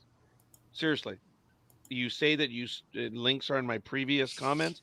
No Comments on YouTube, on the show in YouTube, maybe. Yeah, give us the actual link itself, please. So We'll throw it Aisha up here. says, hi guys, not stopping as I got things to do. Just one bit of stupid trivia. The length of Starbucks hair throughout Gun and Ice Planet Zero Part 1 is different. Apparently, Dirk Benedict got a haircut somewhere along the shoot, and it shows up in different scenes. Good catch. If I remember correctly, didn't he get yelled about that, Aisha? Trey, do you recall anything about that? Yeah, I think that it has to do with the fact that some of the scenes were just shot later.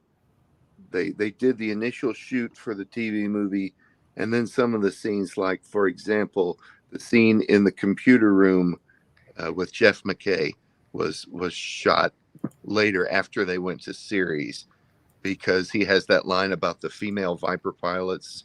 They're trying to, That was funny. shuffle it into order with Lost Planet of the Gods.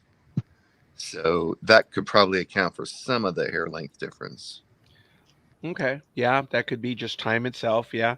They've talked about the fact that sometimes they shave and then they got to grow back, or William Shatner famously had to go back for what was it that he forgot he had to grow Shatner sideburns or Kirk sideburns, so he hadn't done that. So they had to put these little things on there to make him look like Kirk. Ross, we're on StreamYard doing this live across multiple I'll grab platforms. it. Roger, I'll grab it and put it in private. Thank you, Greg. I appreciate that. Thanks, Ross. Yeah, Greg, you're so wonderful. It's We these love artists. you. You know how they are. You know how you have to handle them. I'm wearing Sometimes Command YouTube, Red, and I'm still doing tech support here. sometimes when you post a link on YouTube, it takes a while before it's visible to other people. I've seen that happen. All right, Trey. Thank you for batting for Ross. Appreciate that. That's good. Okay. Team players. Doesn't surprise me. Yeah. Good soul. All right. Liz, your thoughts on the first episode? Yeah.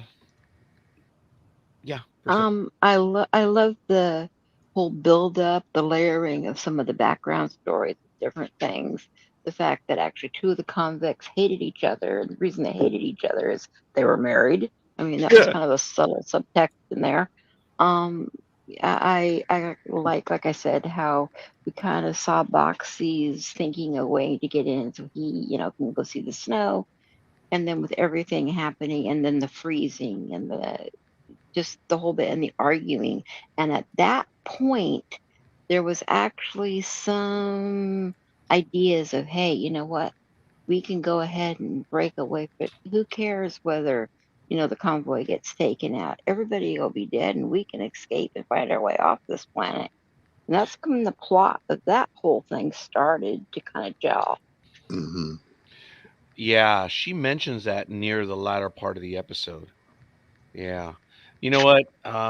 Thank you, Ross. I do have them. All right, yeah, because I'm only seeing the chat. I'm not seeing the comments. Now, is this something from the actual TV show, or is this something that you did, Ross? It's an animation he did. Okay, then we definitely can play that one, yes. And I'm going to go ahead and do that right now. Wow, this looks really good, folks. Let me go to full screen on this and check it out. I'm going to do volume as well. I did it. Thanks, Ross. Here we go. I don't know if there's volume in here, but check it out. Okay, here we go. This is neat. There's no sound. That is awesome. That is really amazing work. Beautiful. Oh, wow. That was nice. That was sweet. I believe Greg did send me a second one, and I'm going to see if I can get to that one right now. No, I And didn't. Or a different Craig. this one's longer. It's your clone, Greg. Oh, you know what? I'm going to play about 5 seconds of this, but I don't think I will be able to. Oh, wait a minute. No, this is under Ross. This is under. Well, look, you guys are going to recognize this. I'm not going to play for very long because we've been hit so many times. It's ridiculous. Check it out. Yeah, I just don't want to give it out. Oh,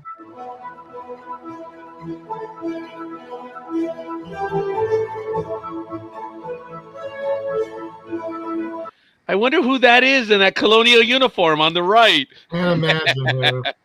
Who is that? Is that Ross over on the right? That is cool. My wife made that jacket. awesome. That is cool. That is. So your wife made him the. Wait a minute, Ross. You did tell us, didn't you?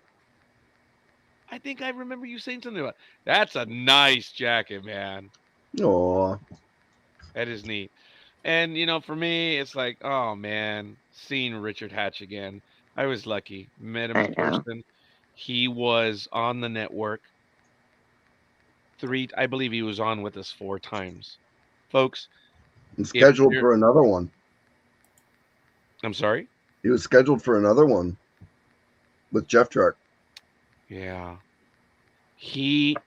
Folks, if there is someone that loved fandom and the fans, it's one thing to love fandom, another thing to love the fans. It was that man, Richard Hatch. I do. I had a chance to meet. You guys know the story. I'm not going to bore you guys with the story. How he reached out to me personally when I was having the issue with my daughter. Have a great day, Isha. Yeah. Sorry, Isha, I didn't see that one. And seeing him I'll there, talk to you later, Isha. wow. He definitely went early. I'm Yeah, glad too he early. had a chance to be on the new Battlestar Galactica. She made out of suede and now has Richard Hatch's, Dirk Benedict's, Herc Jefferson, and Jack Stauffer's Boj signatures on it. Awesome. Wow. That's really cool. That is. Nice family there too, dude. And of all things, wearing first contact regalia. I like it. That is a cool image. Oh, I'm sorry. There it is again. She's wearing first contact regalia. Yeah. I like it, man. I apologize. I was talking about it. I didn't have it on screen. But all right. It's good. Greg, your thoughts on the episode? And then, like I say, episode 2 is going to be real easy because there's just so much action going on in it. Oh yeah, no, I'm ready to start talking on episode 2. So yeah, keep going. For Marla made that too. Wow, like that. I liked when Ty alerted the fleet and he used a Cylon phalanx. I was like, ooh, I like it. And it was really good. And what Boltar was doing, he was attacking, then retreating, and he was like trying to make it seem like they were a lot closer. So I did appreciate that. There was really good stuff in the Yeah, first but episode. it was definitely hard on the silence that they had for that attack because it was like a no wind situation. Yeah, and There was a way for them to get back. you know what, folks? I apologize. That was from part 2, the whole thing about the phalanx. I'm sorry, I jumped ahead. But yes, yeah. Trey, what a wonderful comment. This is one where the episode does suffer from the fact that it's just all set up. It is. Yeah. It has its moments, though. The model work was good. And then you have these actors performing, the married couple And there was one guy, he was very derisive to him, to the married guy, and I wish I knew their names. He says, "Oh yeah, so you're gonna go ahead and just allow them to keep that leash on you, hoping you can get your rank back." I was like, wow, that was really tough. He knew that they were being allowed out to do a job, and he was hoping that he would be forgiven, I imagine. So I get it. Was Yeah, subtle. he wanted his rank back. Yeah. What was he, a colonel? Oh, was he really? Yeah, he wasn't getting that rank back. Well, I think I think he had the possibility of being restored to full rank if they were successful. Wow. Yeah. Oh yeah, And Donna rightfully would have. so, folks. Rightfully so. That's not unlike what is done in some parts of the world. Serve and you'll get something out of it. So, I know Michael hasn't seen it in a long time. Um, Before Trey was on, I commented that one of the moments that really did surprise me was when Apollo finds Boxy in the snow ram. I had forgotten. I didn't see it. My whole thing was like, you blockhead. I'm yelling at the kid on screen. And I had completely forgotten that because I was so engrossed in the story. And I appreciate it, folks. Like I said, I was 9 years old watching this series. And now there is sophistication to it. And I'm glad I'm rewatching it. I get to see everything all again. So, um, I know what I have a question for happens. you, Go ahead.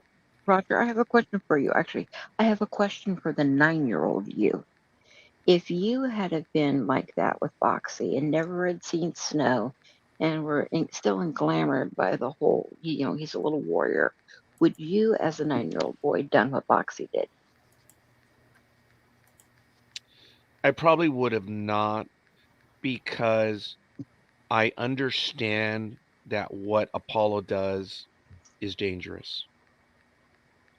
I had that sense. I knew what my father did in real life. I knew what people did. So I'm not going to say I was a coward. And I don't think I was. In my life, I am not. It's just I knew I shouldn't go there. You know, there were things Okay. so I think that's the best way I could say it. Because once I was 17, 18, I was stupid, folks, growing up. I'm surprised I am alive. I had some lady when we lived on Hay Street in East Los Angeles pounds on my door. I opened the door and she's, oh my God, someone's trying to kill me. I invited her in the house. My grandmother lost her mind. Why'd you do that? She asked for help. I'm stupid. I've done things like that my entire life. So, hey, it is what it is. I saw a bunch of kids fighting on the side of the road. I stopped my car and I yelled at them. They wouldn't stop. I went in there and I broke it up. I'm dumb. I'm surprised I'm still here. So, but as a kid, I knew better, Mm, you know? But when I got to be a teenager, boy, did I get stupid all of a sudden, as some people didn't would we say. all? Really? You say that in the past tense. But So, anyways, moving on. and I appreciate that. That one is tough to answer. But Greg, episode 2, man, all exciting. Trey, it is. I mean, it's like it takes over right after the Cylon's like, all right, I heard something, but it sounded like a metallic Daggett, and I don't think those things exist. Charlie over here. Oh no, wait, I'm Charlie. Ed over here doesn't believe in a robotic Muppet, so I'm just gonna carry on. I know that's what went through his mind. Like the way that Data thought about being Borg, 0.68 seconds. It was probably the same thing for that Cylon, for Tail End Charlie. So I want to give a shout out to Ross. Thank you. He gave us a like. We're up to 2. Appreciate it. Love it. The old people like those things. So it got going right away. Um, Ravishah meets the Colonials. And it was interesting as people who live on another level. They know what they're doing, but they deny what they're doing. He takes no responsibility. He has created a weapon and he says, well, that's not what I created for. Dude, it's a weapon. Okay, we're not talking about the atomic bomb splitting the energy. No, no, no. It was used as a weapon, yes, but splitting the atom, I understand that. This is different. You created a weapon, Ravishal. The Yes, Ravishal pole shot. Go ahead, Trey. it's a good scene with Apollo where he says, I have no responsibility for the use of my creation," and Apollo comes back with, "Then who does?" Yes. It's a good line. Little Yeah. bit of morality lesson here. Yes. That was a good scene, folks. And I actually forgot about that, Trey. You're right. And he does. And he is dumbfounded because the clones ain't telling him anything. The Cylons are like, "Keep it up, Doctor. Don't worry. We won't pull on your leash very hard." Because there's a scene that happens a little bit later that when Apollo's with him, he hides. And the Cylon comes in. He says, "Why are you interrupting me? You guys know you can't. We're under orders. We're here to do a search." Hey, get out of here. You guys know you're not supposed to be here. And they ignored him. And he calls Daddy. What was his name, Trey? Volpa. He calls him. He says, "What are you guys doing here? You're interrupting me." Like, yeah, dude. That's kidding. What does he say, Trey? I thought it was really cool. Oh, what does Volpa say there? I can't remember. All right, I'm sorry. I didn't mean to put you on the gun on that. But he basically says, "Hey, look, we're looking for stuff. And why is that guy in there? He's not supposed to be in there. So he's not supposed to be in there. So what are you doing? And why did you take a while to let us in?" So yeah, they're unhappy. These are delicate compounds. Do you want me to ruin my work? Yes. Yep. Yeah. And I needed the manual. It was heavy. I needed him for manual labor. I Yes. called him in. A strong back. Yeah, Yes. that was funny. Oh my God! Did you see that man without his shirt on? He had more than a strong back. I understand the word beefcake now. I get it. Yeah, for being a Yeah. clone, that guy was well developed, man. I was like, Denny wow, Miller. Denny Miller. Yeah. It did look bad when they turned him around, and you could see they didn't lash him 1, 2, or 3 times. They lashed him a lot. Yeah. I'm glad we didn't see But that scene. I liked his answer though. It's like, well, I'd rather have the lashings and still be alive. Yeah. Yeah. Clone's not stupid.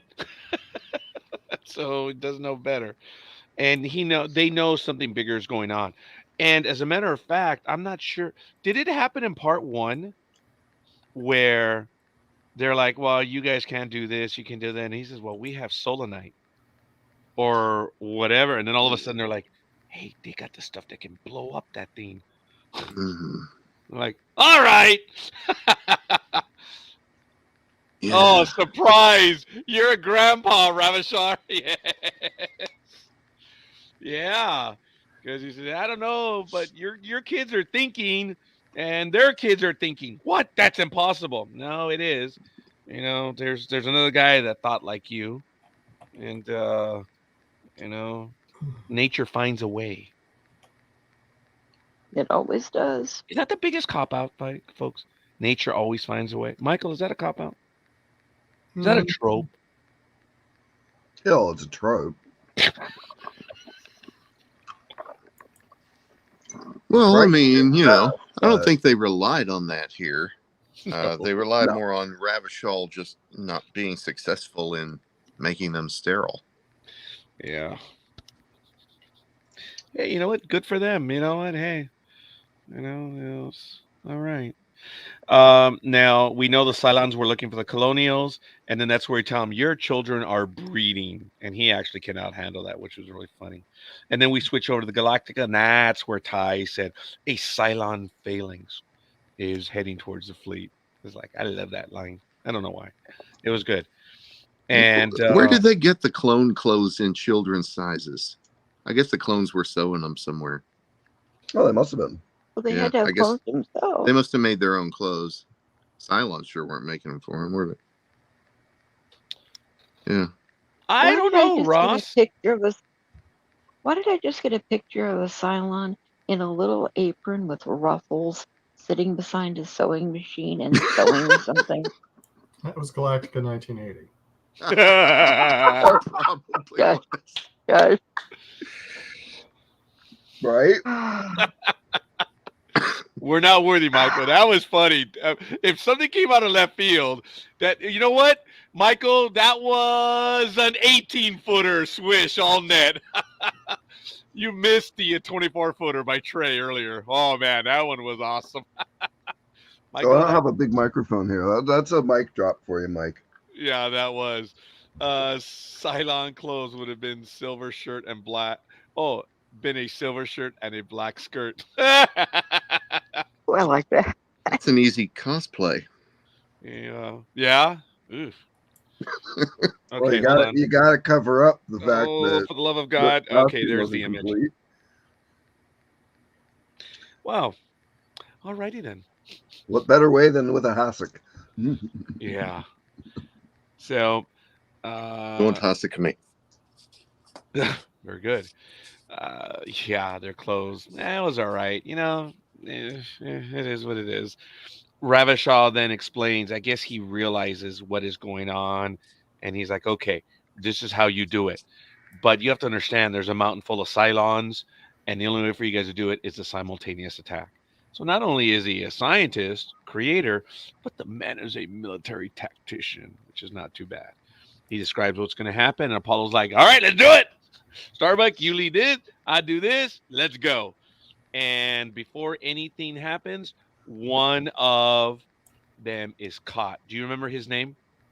The one that was caught? The one that actually had the bomb in his pocket. Thingy in it. Thane. Thing. Okay. Was yeah, right thing. Yeah. And it was interesting because he was laughing. Was it Wolf, the one that doesn't want to betray? Croft. Croft, thank you. It's Croft. Croft doesn't want to Yeah. betray. Thing and Croft are going back and forth throughout the episode, and on part 1. Oh yeah.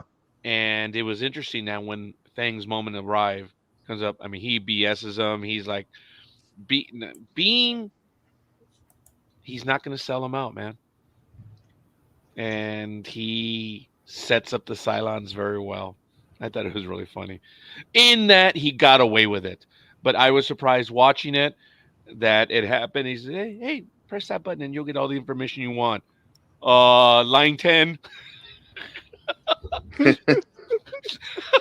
Line 10, home. Line 20, listen to human. You ain't going home, brother. Oh, man. So while that's all going on, Starbuck is looking for the little hatch in the floor where they're keeping Kree. Yes. But there'll be guards. Okay. But Oh, I think Kree had just been moved to the cell, correct? The cold cell, To the yeah. cold Yes, cell. the cold Yeah. cell. Yes. With his classic line, no, no, no. Yes, it was. And how apropos, Ross sent me some BSG porn. I'm going to go to it right now. There it is. Look at that. Hi, Ross. awesome. I didn't know you were a lefty. Typical freaking artist. And there's a gold Cylon. Excellent. And here's another Cylon that it's purple. Purple and gold. Oh my God. That is a creative choice. That's funny. We don't have purple and gold Cylons. Thank you, Trey. Maybe it was a cross between Pinkie Pie and That's the funny. Cylon. That's a good shot, though. That looks cool, man. The full uniform. That really does. Trey, I don't think you were here earlier when I commented in episode 1 that when they're in the village, I'm a sinister southpaw. You're funny. When they're in the village and Starbuck enters into the tent or whatever, and Starbuck pulls out his blaster. Remember that? And I commented, dude, he was fast. And it just looked good.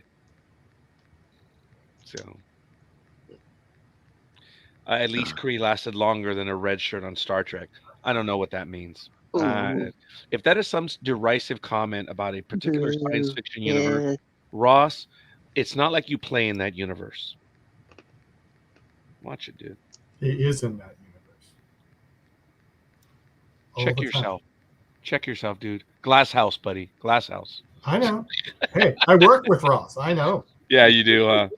So the guy blows himself up, and then I believe it was really funny because I think all of us who were alive back then, when Apollo goes to the watch, how many of you had that watch?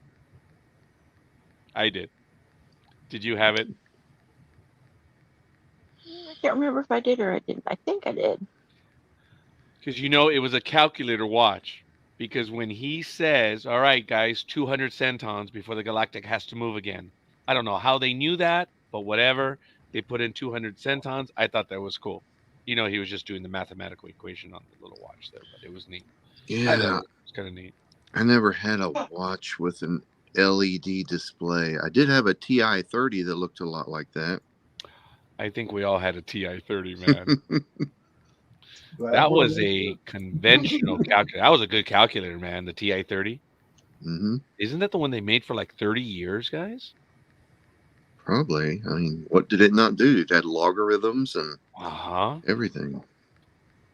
I think they still make the 86 even now. Probably. Or And somebody's making it. as a sidetrack, I remember in the 90s when they had the TIs that were even doing the graphing ones. That was Yeah, that's the that, 86. that one. Okay. I'm glad we're on this. I still That have my I know TI I've got. 80. No, I don't. I had a wonderful TI computer, or I'm sorry, I didn't mean that, calculator. It was so cool, folks. It was like the new Galaxy Fold. It was a calculator that folded. You had all of your basic functions on one side, and on the left side, you had the financial buttons: auto loan, mortgage loan, interest, and there was another one. That, for my profession, folks, that calculator was awesome. And I had it for like 5, 6 years. It was in my back pocket. I could quote stuff to clients and things like that. And one day it disappeared. I'm like, yeah, someone stole it. They stole it. Oh, I know they did. Some real estate agent, because it had a few real estate functions on it. It was an awesome calculator. But anyway, we're good. So what else happens in the episode, guys? I'm talking too much. I'm monopolizing. Come on. Lead us forward. And don't worry, Greg, I won't put you on the spot. I might put Michael under the spotlight. But Liz, Ray, I I'll be dozed on. off late last night, but I woke up and Starbuck was in one of the Theta's uniforms, one of the coveralls. I'm like, wait a minute, I missed something. oh man. Well, another piece of script trivia here. I just remembered when they've got Kree in the mind probe.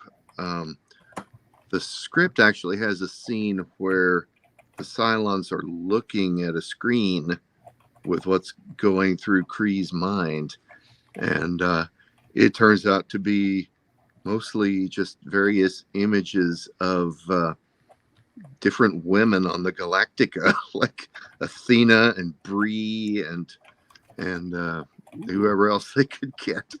That's all his mind was full of. But I Maybe guess they thought better of that one. yeah, I guess they figured it was the wrong tone for for the episode.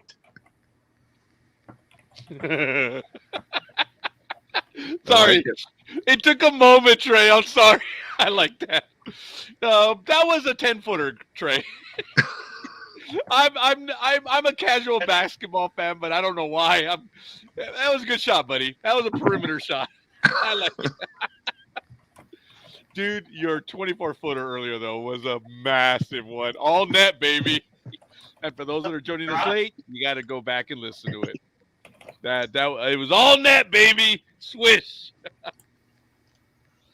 I bet you don't play basketball, do you, Trey? Well, I watch basketball. More Okay, than so you know what I'm talking about. Yeah. Yeah. I just can't remember which comment it was. I know. I'm trying to remember too, but it was good, dude. It was. I'm working It'll on be a in the highlight 30-foot reel. swish pretty soon. I'm sorry, Michael. What was that? I'm working on a 30-foot swish to give you in a minute. So Uh-oh. Yeah, we're talking basketball, Michael. I know you are. And then I At least you're not wonder the why I get subject of being. At least you're not the subject of having everybody in your room with you keep throwing gum wrapper bullets at you. I'm sitting here trying to have a respectful conversation about something, and I have them lobbing rolled up pieces of gum tin at me, and I'm trying to dodge it as it's hitting me everywhere. Liz, do you Yes, realize how Bobcat. much money I had to pay them for them to do that? Okay, so wait a minute. Is Liz Oh, telling Michael, us? you heard. Okay, is Liz Yes. telling us this, or is she telling the family? And hey, I'm- Ross, come on, dude. Uh, Good. I don't think I like you anymore, Michael. You can't pay them to do this to me. I command you. Well, Michael? Roger gave me a budget. I was about to say, Roger gave you a budget. Yes. Michael, that was a very inexpensive endeavor, wasn't it? 30% of our entire budget dedicated to this effort. Oh, I like it, God. Ross. I'm just trying I'm to make a free unfriending throw. you all. Fortune in gum. Folks, I don't know how we got into Fortune the in basketball analogy. It's but not even funny. Friday. Nobody should be this punchy before Friday. Will soon be a Friday. It's close to It Friday. is, yeah, maybe that's why. It is. For those of us in On the East Coast. on the East Coast, Aisha was in here. It's already her Friday. Yeah, it was already Friday for her. Huh? Yeah. Yeah, I think it's 4 a.m. now for her. And this Yeah. is 2 weeks in a row that Aisha has dropped in. I think she would have given us a little bit more trivia, but she did say she was working on something. I appreciated Aisha that she stops in. There's another one who has joined the Empire, and it's really cool having her. She wishes she could do BSG with us. It's just she can't, man. Not It's the right the out time. right. And I wish we could accommodate her on that one, but no, we only have so many hours in the day. But continuing with the episode, it moves fast at this point because it is a two-parter, and I like how, as I mentioned, Apollo says 200 centons, and they go about it. And when they were going through the air shaft, I'm claustrophobic, guys. I'm afraid of heights. I got that. I felt it, and as a 9-year-old, wow, I was gripped. I was like, man, are they going to make it? It was really good. I don't know what your thoughts are on that. I thought I got an appreciation for how much they put into, the sneaking around and trying to get to where they were going, and they made good reuse and use of smaller sets, and I think a couple times I caught the same shot of the Cylons marching around. Yeah. But they really made the dollars work for them on this. Mm-hmm. Yeah, they did. Trey, is when they're going through the tunnel, I know that's how they're trying to get in, but Starbuck's group, that's where you mentioned where Starbuck has already entered the facility, right? And then he's looking for Kree, right? Yeah. Because that's what it comes up when Apollo says, for once in your life, right, Starbuck? Be on time. Yes. And it looked like Starbuck wasn't going to be on time, but yeah, he was. Yeah, our hero was. Yeah. Of course, he rescues Kree, and then he's got to go back and get all those kids to safety, right? Including Boxy. Yeah, that's right. Starbuck made it happen in this one. And going back to episode 1, remember, it was Starbuck that when Apollo yells, Starbuck, get up there.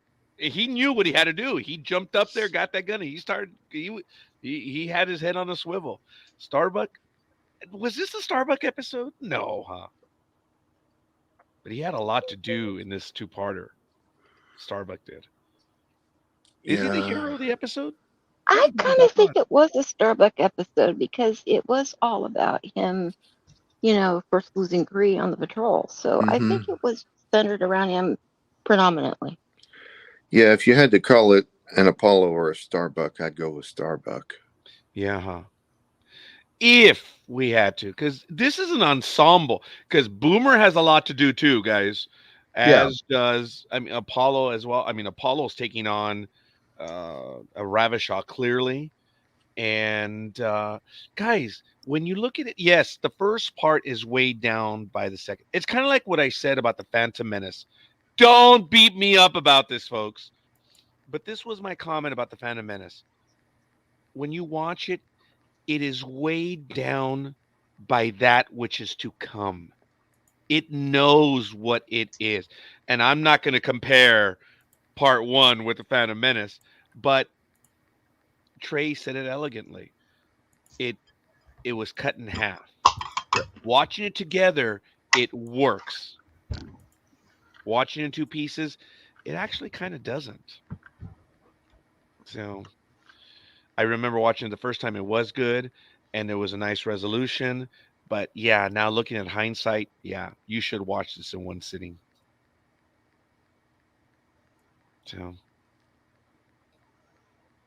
Starbuck makes it there. He's on time, and we see some incredible sparks. I don't know if I told you guys. I think I mentioned this last week. When the fleet is moving forward, being chased by the Cylons, and each time you see the flash, I was worried about the fleet.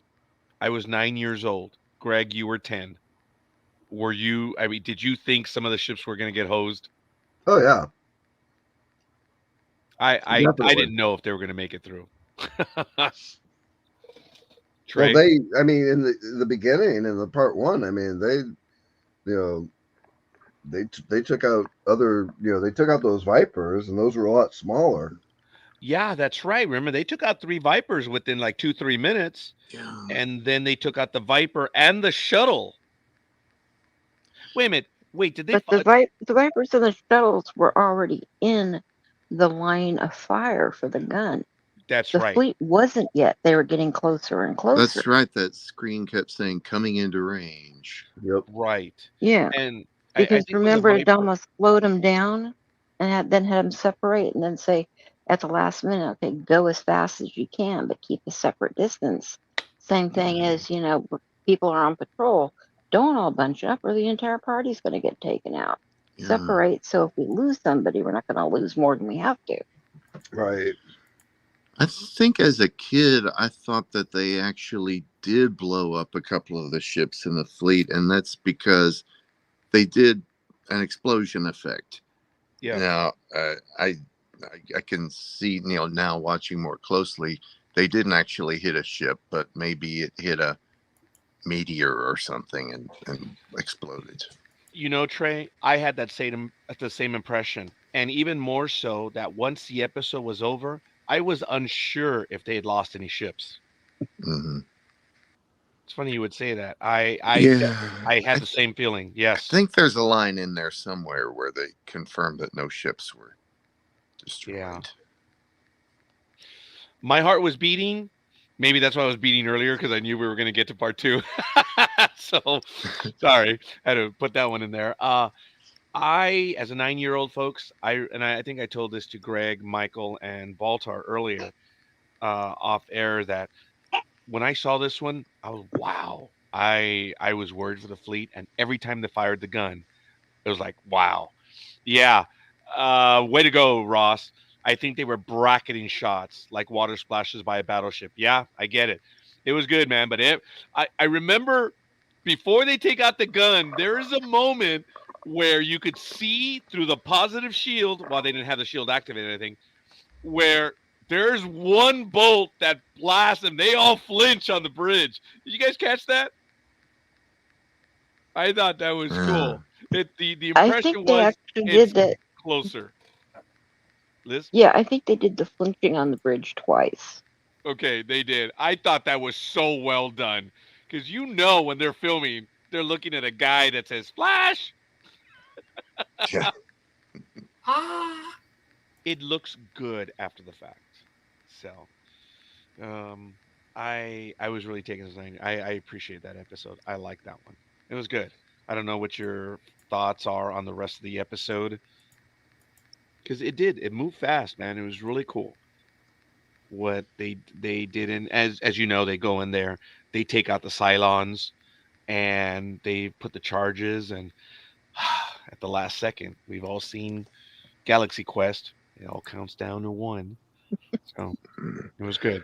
Little continuity note: the first time we see Baltar down off of his pedestal, he's limping around in a circle. Being around. Yep. Yeah, I he's really like limping that. because his leg still hurts from being put under that stone falling on it in the temple. True, but also if you're talking continuity, though, if you've looked at him a few times when they've done a lower body shot where He you looks can see pissy. him actually sitting full body in the chair, besides that, if you notice, he's actually rubbing his leg like it's hurting. I don't know if you Ah, caught that in some of the past scenes. cool. And Trey, you had said these were added in Yeah. to this one, didn't you? Yeah, the Baltar scenes were all shot much later. That is still odd. That is people. This is elegant proof of what we've been talking about. This is people paying attention and knowing. And that was wonderful, Trey. I did not catch that. Liz did not catch that. I know what you're talking about. I didn't make that connection. Folks, this is a program that was on 40 some years ago, if not more. And it was well written. It Yeah. I'm blown away as to how there's a reason why I made it through 24 episodes. Look, there are a lot of programs that are canceled after one or two. It happens. Battlestar Galactica was not. Oh, that's interesting. That could have been Alcohólicos. He was a details guy. Okay. Could very well be. I think we're gonna have to look that up a little bit and see. But all right, folks, it was an exciting two-part. It moved fast. My heart was pounding both today and back then, I have to say. And this was a nice resolution. This was one of the first real big episodes of the series, other than when we had the Colonial massacre, for lack of a better word. This was really good. I did appreciate it. It was tense and it was exciting. It was really cool. Thank you, Ross. A lot of people tell us that, unfortunately. Oh, Michael, this is not the first time we get Yeah. that comment. Yes, No. it really is. So, guys, Some your of us thoughts? stumble into things and stay forever. Yeah. I mean, Ross is part of the empire. I mean, come on, man. And the rest of us just Well, sometimes we trip over them. Yes. Uh, Baltar, Greg, Trey, Michael, your thought? Oh, okay, sorry, Michael. Your thoughts on the episode in conclusion, I suppose, or some other thing that I didn't cover right now. This one stood out as one of the more, I mean, I'm a spaceship guy, so this one stood out as one of the more epic episodes of the series for me. I appreciated that they were, that some of these were intended to be films. They were intended to be movies and shown as a movie. And, I think, these are the more memorable episodes for me because of it, I think.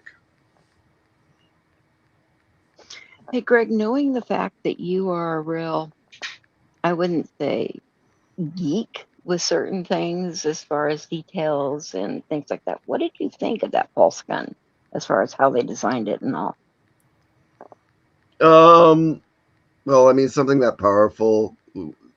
Well, first of all, let's put it, they call it a moon or almost an asteroid. It has Earth-type gravity and obviously air pressure. So, it's something that powerful would vaporize the atmosphere or evaporated the atmosphere as it was burning through it. So, as an effect, it was really cool. As an idea, it was really cool. They thought about, it's like it's got to be armed. It was kind of reminiscent of the Death Star in a way. Oh, you got that too, huh? Yeah, and but they also had it on a mountaintop, and the mountaintop was above the cloud cover, and it was kind of neat. I mean, today we've got some really powerful things, but not that powerful. We're working on Mhm. stuff that can take down, you know, well, not us. I know China's, working on something that can take out satellites. We've got our anti-aircraft capabilities for decades now. So yeah, it's a really neat idea. Trey. The Dirty Dozen meets the Guns of Navarone. Aw. Aw. Yeah. That's not my own thought. That's a lot of people have noticed that. Even before you joined us, we were talking about Force 10 and Guns of Navarone. I had mentioned that one just before. That's why I got a little emotional right And there. it made me think of Dirty Dozen, yeah. But yeah, one thing that I noticed when watching this one is there's a lot of those space dogfight scenes between the Cylons and the Vipers, because Baltar sends them in, sends them out, sends them. No one says a word during the dogfights in this part 2 episode, and of course it's just because none of our main actors are there. They just have these sort of nameless extras, but it's fairly soulless as the dogfight scenes go. It's it's almost like filler. I was going to ask Tracy, and you know more about the the production of this one. Thinking back on that, they did a lot of compositing and recompositing and reuse of shots. I know this one was one of the earlier ones produced, but you see the same frames, more than once. Did they, did they do this one as filler to extend the runtime? Yeah, I think they did. I mean, it really doesn't add anything to the story. Because every other scene we've had with the dogfights and the getting attacked, there's dialogue, or there's dialogue on the bridge as things are going on. Or oh, excuse me, sorry, we are getting towards Friday on the East Coast, and Yeah. it was just really you know it extended the suspense of the episode, but it didn't really extend the story of the episode. Yeah, I hear you. Yeah. It was a good episode. It was a good conclusion because that's how we saw it the first time. Putting them together, Yeah. they work. Seeing them separately, yeah. Yeah. But it was good television back then. There still really wasn't very much science fiction on at the time, folks. This was good stuff, and they were spending, as we mentioned, ungodly sums of money on this. I think that's what I was going to tell my mom. I said, "Mom, do you know how much they're spending?" I didn't know how much, but that would have been one of my arguments. There's a lot of Quan on television, Mom. Come on. So said the 9-year-old. But by the way, Ross, you got some chuckles from several people on here. The Boromir reference. That was funny. One does not simply walk into Ice Planet Zero. That was funny. Well, doesn't the Cylon kind of tell the guys, what are you doing on this planet? Oh, man. It was good. So, all right. Do you guys have I any can other? forgive some of the datedness with this one. I mean, I grew up with the Harryhausen movies and stop motion and animation and fantasy films, and you know I mean, now it's like it's you can look back at practical model work as affectionately because everything's CG now for the most part. Folks, someone told me that the practical effect, not the practical, but the special effects, they're gonna annoy you. They're gonna kill you. And folks, there are scenes that, yes, oh my God, it looks like 1978. But there are other scenes that still look phenomenal. I mean, there are the shots of the Galactica coming into screen and stuff. Guys, that looks as crisp today as it did back then. There are some Oh shots yeah. that do look very well, but then some of the battles scenes, yeah, it get a little old after a bit. I always wondered, and I think Trey, you know this, and Greg, you probably do as well. But I was surprised. I saw a doc on this program on how they did the flames that came out of the Vipers. I didn't know what they'd used. That was creative. I for a while thought that it might have been drawn in, but I just thought it was a cool effect. It was neat how they did that and how they composited that to make it look. Folks, it Mhm. looks good, man. The going on turbo. Yeah. Some stuff holds up. A lot of it doesn't. Well, Dykstra and his crew invented so much of it. Hmm. This was the dawn of that, and it lasted well until computers were able to make stuff look as good as the real thing. Yeah. I mean, the motion control cameras were a new thing. Yeah. I remember that. Yeah, the Viper chasing the raid over the surface of Galactica. You know, some of the when the shuttle was going into orbit, I'm sorry, when Starbuck was in a free fall, that looked good. I don't think, that would hold up today. And when the Viper, yes, I know it was regular footage, but when it was in the atmosphere, it actually did look good. That's compositing, right? When you already have a shot and then you mix in other elements as well. Hmm. Some of that was good because I don't think we had an atmospheric fight, or at least under those conditions before. Hmm. It looked Hmm. good, man. And some of it still does, but again, not all of it does. But that's not going to destroy, folks. It's a good story. It has my attention. I'm willing to forgive some of that stuff, and I'm willing to forgive knowing it's how many years old now. 45. Over 40. Wow, guys. Yeah, October of '78, and now we're Wow. Makes me feel old. Shut up. we are. Actually, in September it'll be 46 years. Wow, Yeah. guys, that's crazy. Wow. Trey, before you joined us, and I hope I'm not repetitious. I know my co-hosts are like, "Yeah, shut up, Raj." But when I was watching the three-part, I'd missed it the first time, and I commented to them that I didn't know Adama was depressed over the destruction of the colonies. That did not play to a 9-year-old. Hmm. But looking at it again, there was a lot more that was going on. And knowing that it was depressed, I commented that's why Cyrus Uri was getting the best of Adama, because Adama was crawling out of that depression.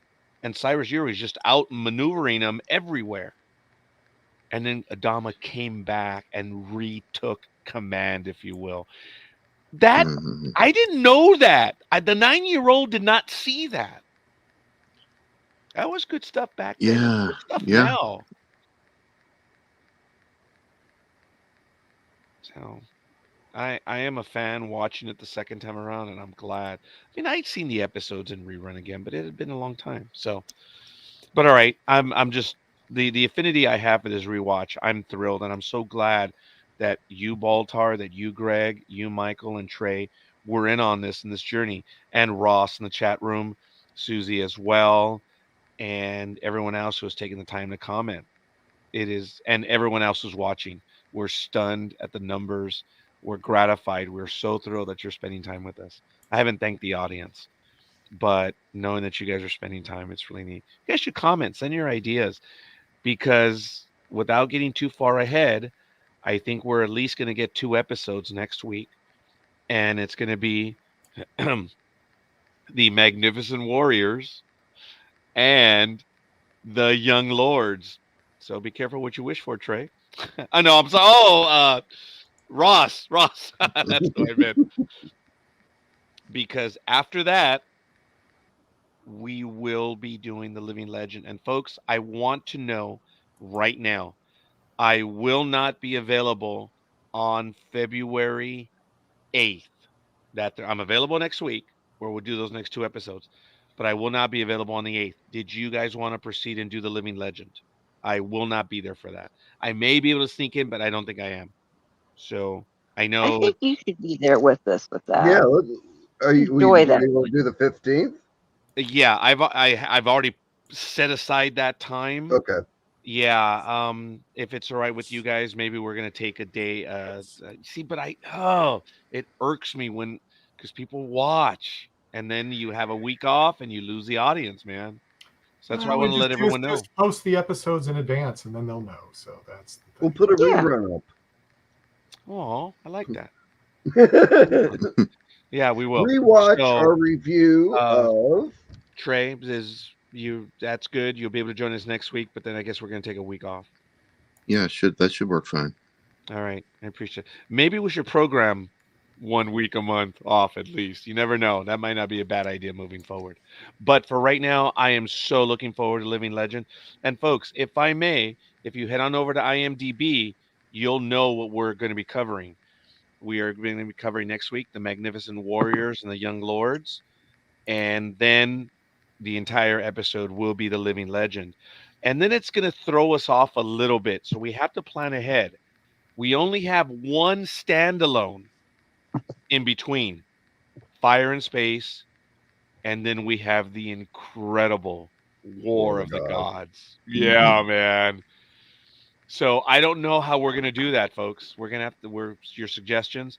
Doing 3 episodes, I suppose we could. Fire and Space, we might just add it on to the War of the Gods. I don't know, but I'm gonna ask for comments. Well, my if we co-host. spent 2.5 hours on Ice Planet Zero, we're going to spend 2.5 hours on War of the Gods. Yeah, that's why we have a Definitely. genuine dilemma.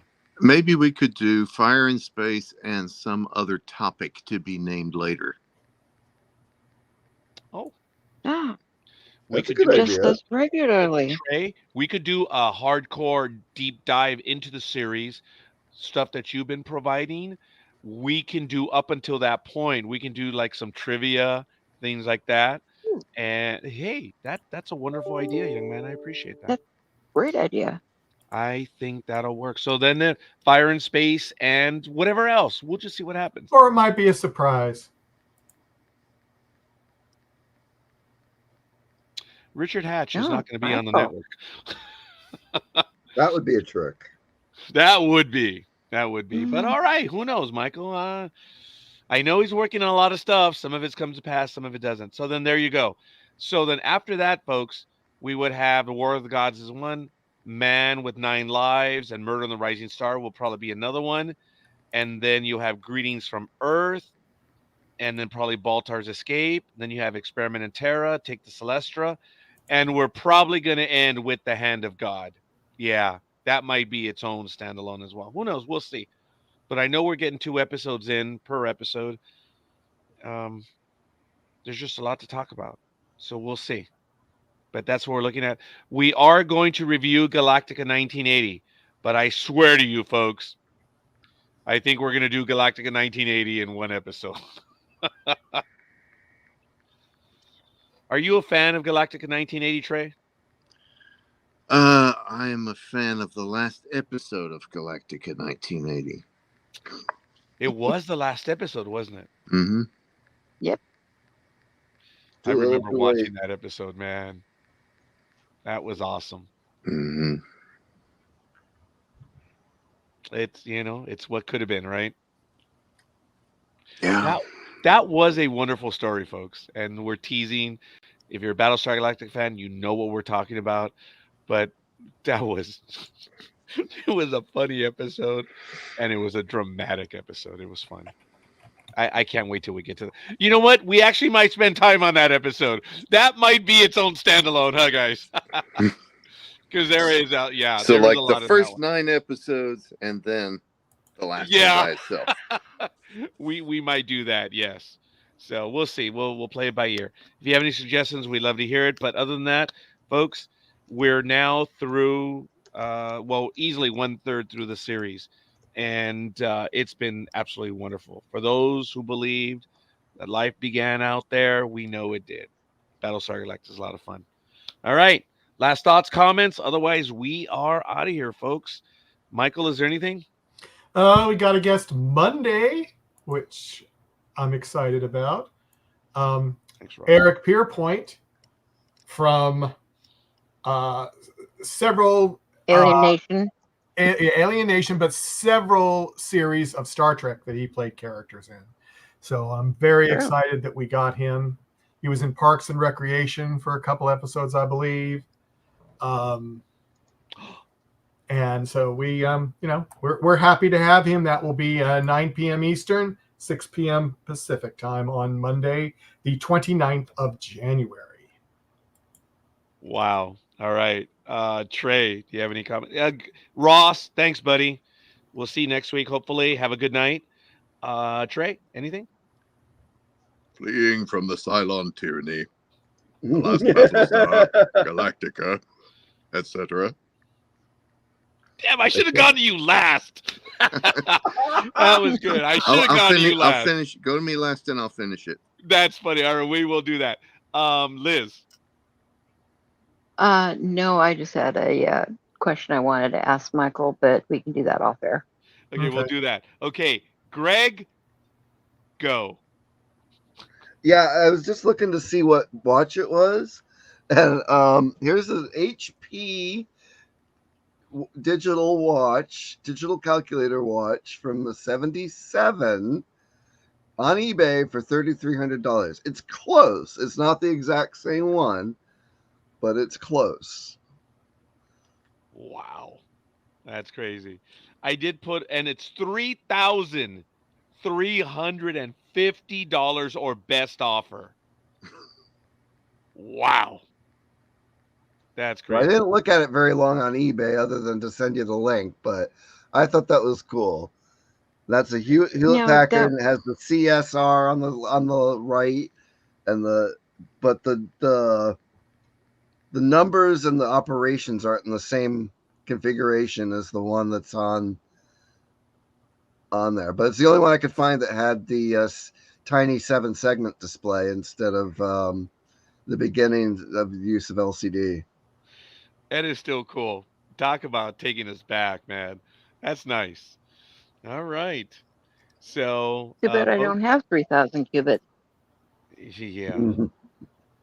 Or Not many people Solanite to do break these in, days. right? All right. Well, folks, there it is. I want to thank everyone. I'm not doing again. a reverse mortgage just for a fancy watch. Yeah, A retro fancy watch. yeah. Wow, that's crazy. Oh, wait. Oh, look at that one. $7,000, folks, for that one. It's But only it's a got the measly box. $7,000. Hey, That's crazy. The HP01. There's a lot. Check it out. The link is in the chat room, and it's cool. All I right. wonder what those went for new. Oh my goodness. Because I mean, this was They were probably expensive for the time. So yeah. I think this one was, but guys, I was working at Thrifties, which was overpriced. And they had some digital watches, the Sports Track. They had those real cool Casio and Timex ones that had some digital stuff. And back then, they were in the $39.95 to $49, even $54. Now, folks, minimum wage was $3.35 an hour. Yep. That's a lot of money. I don't think I could even.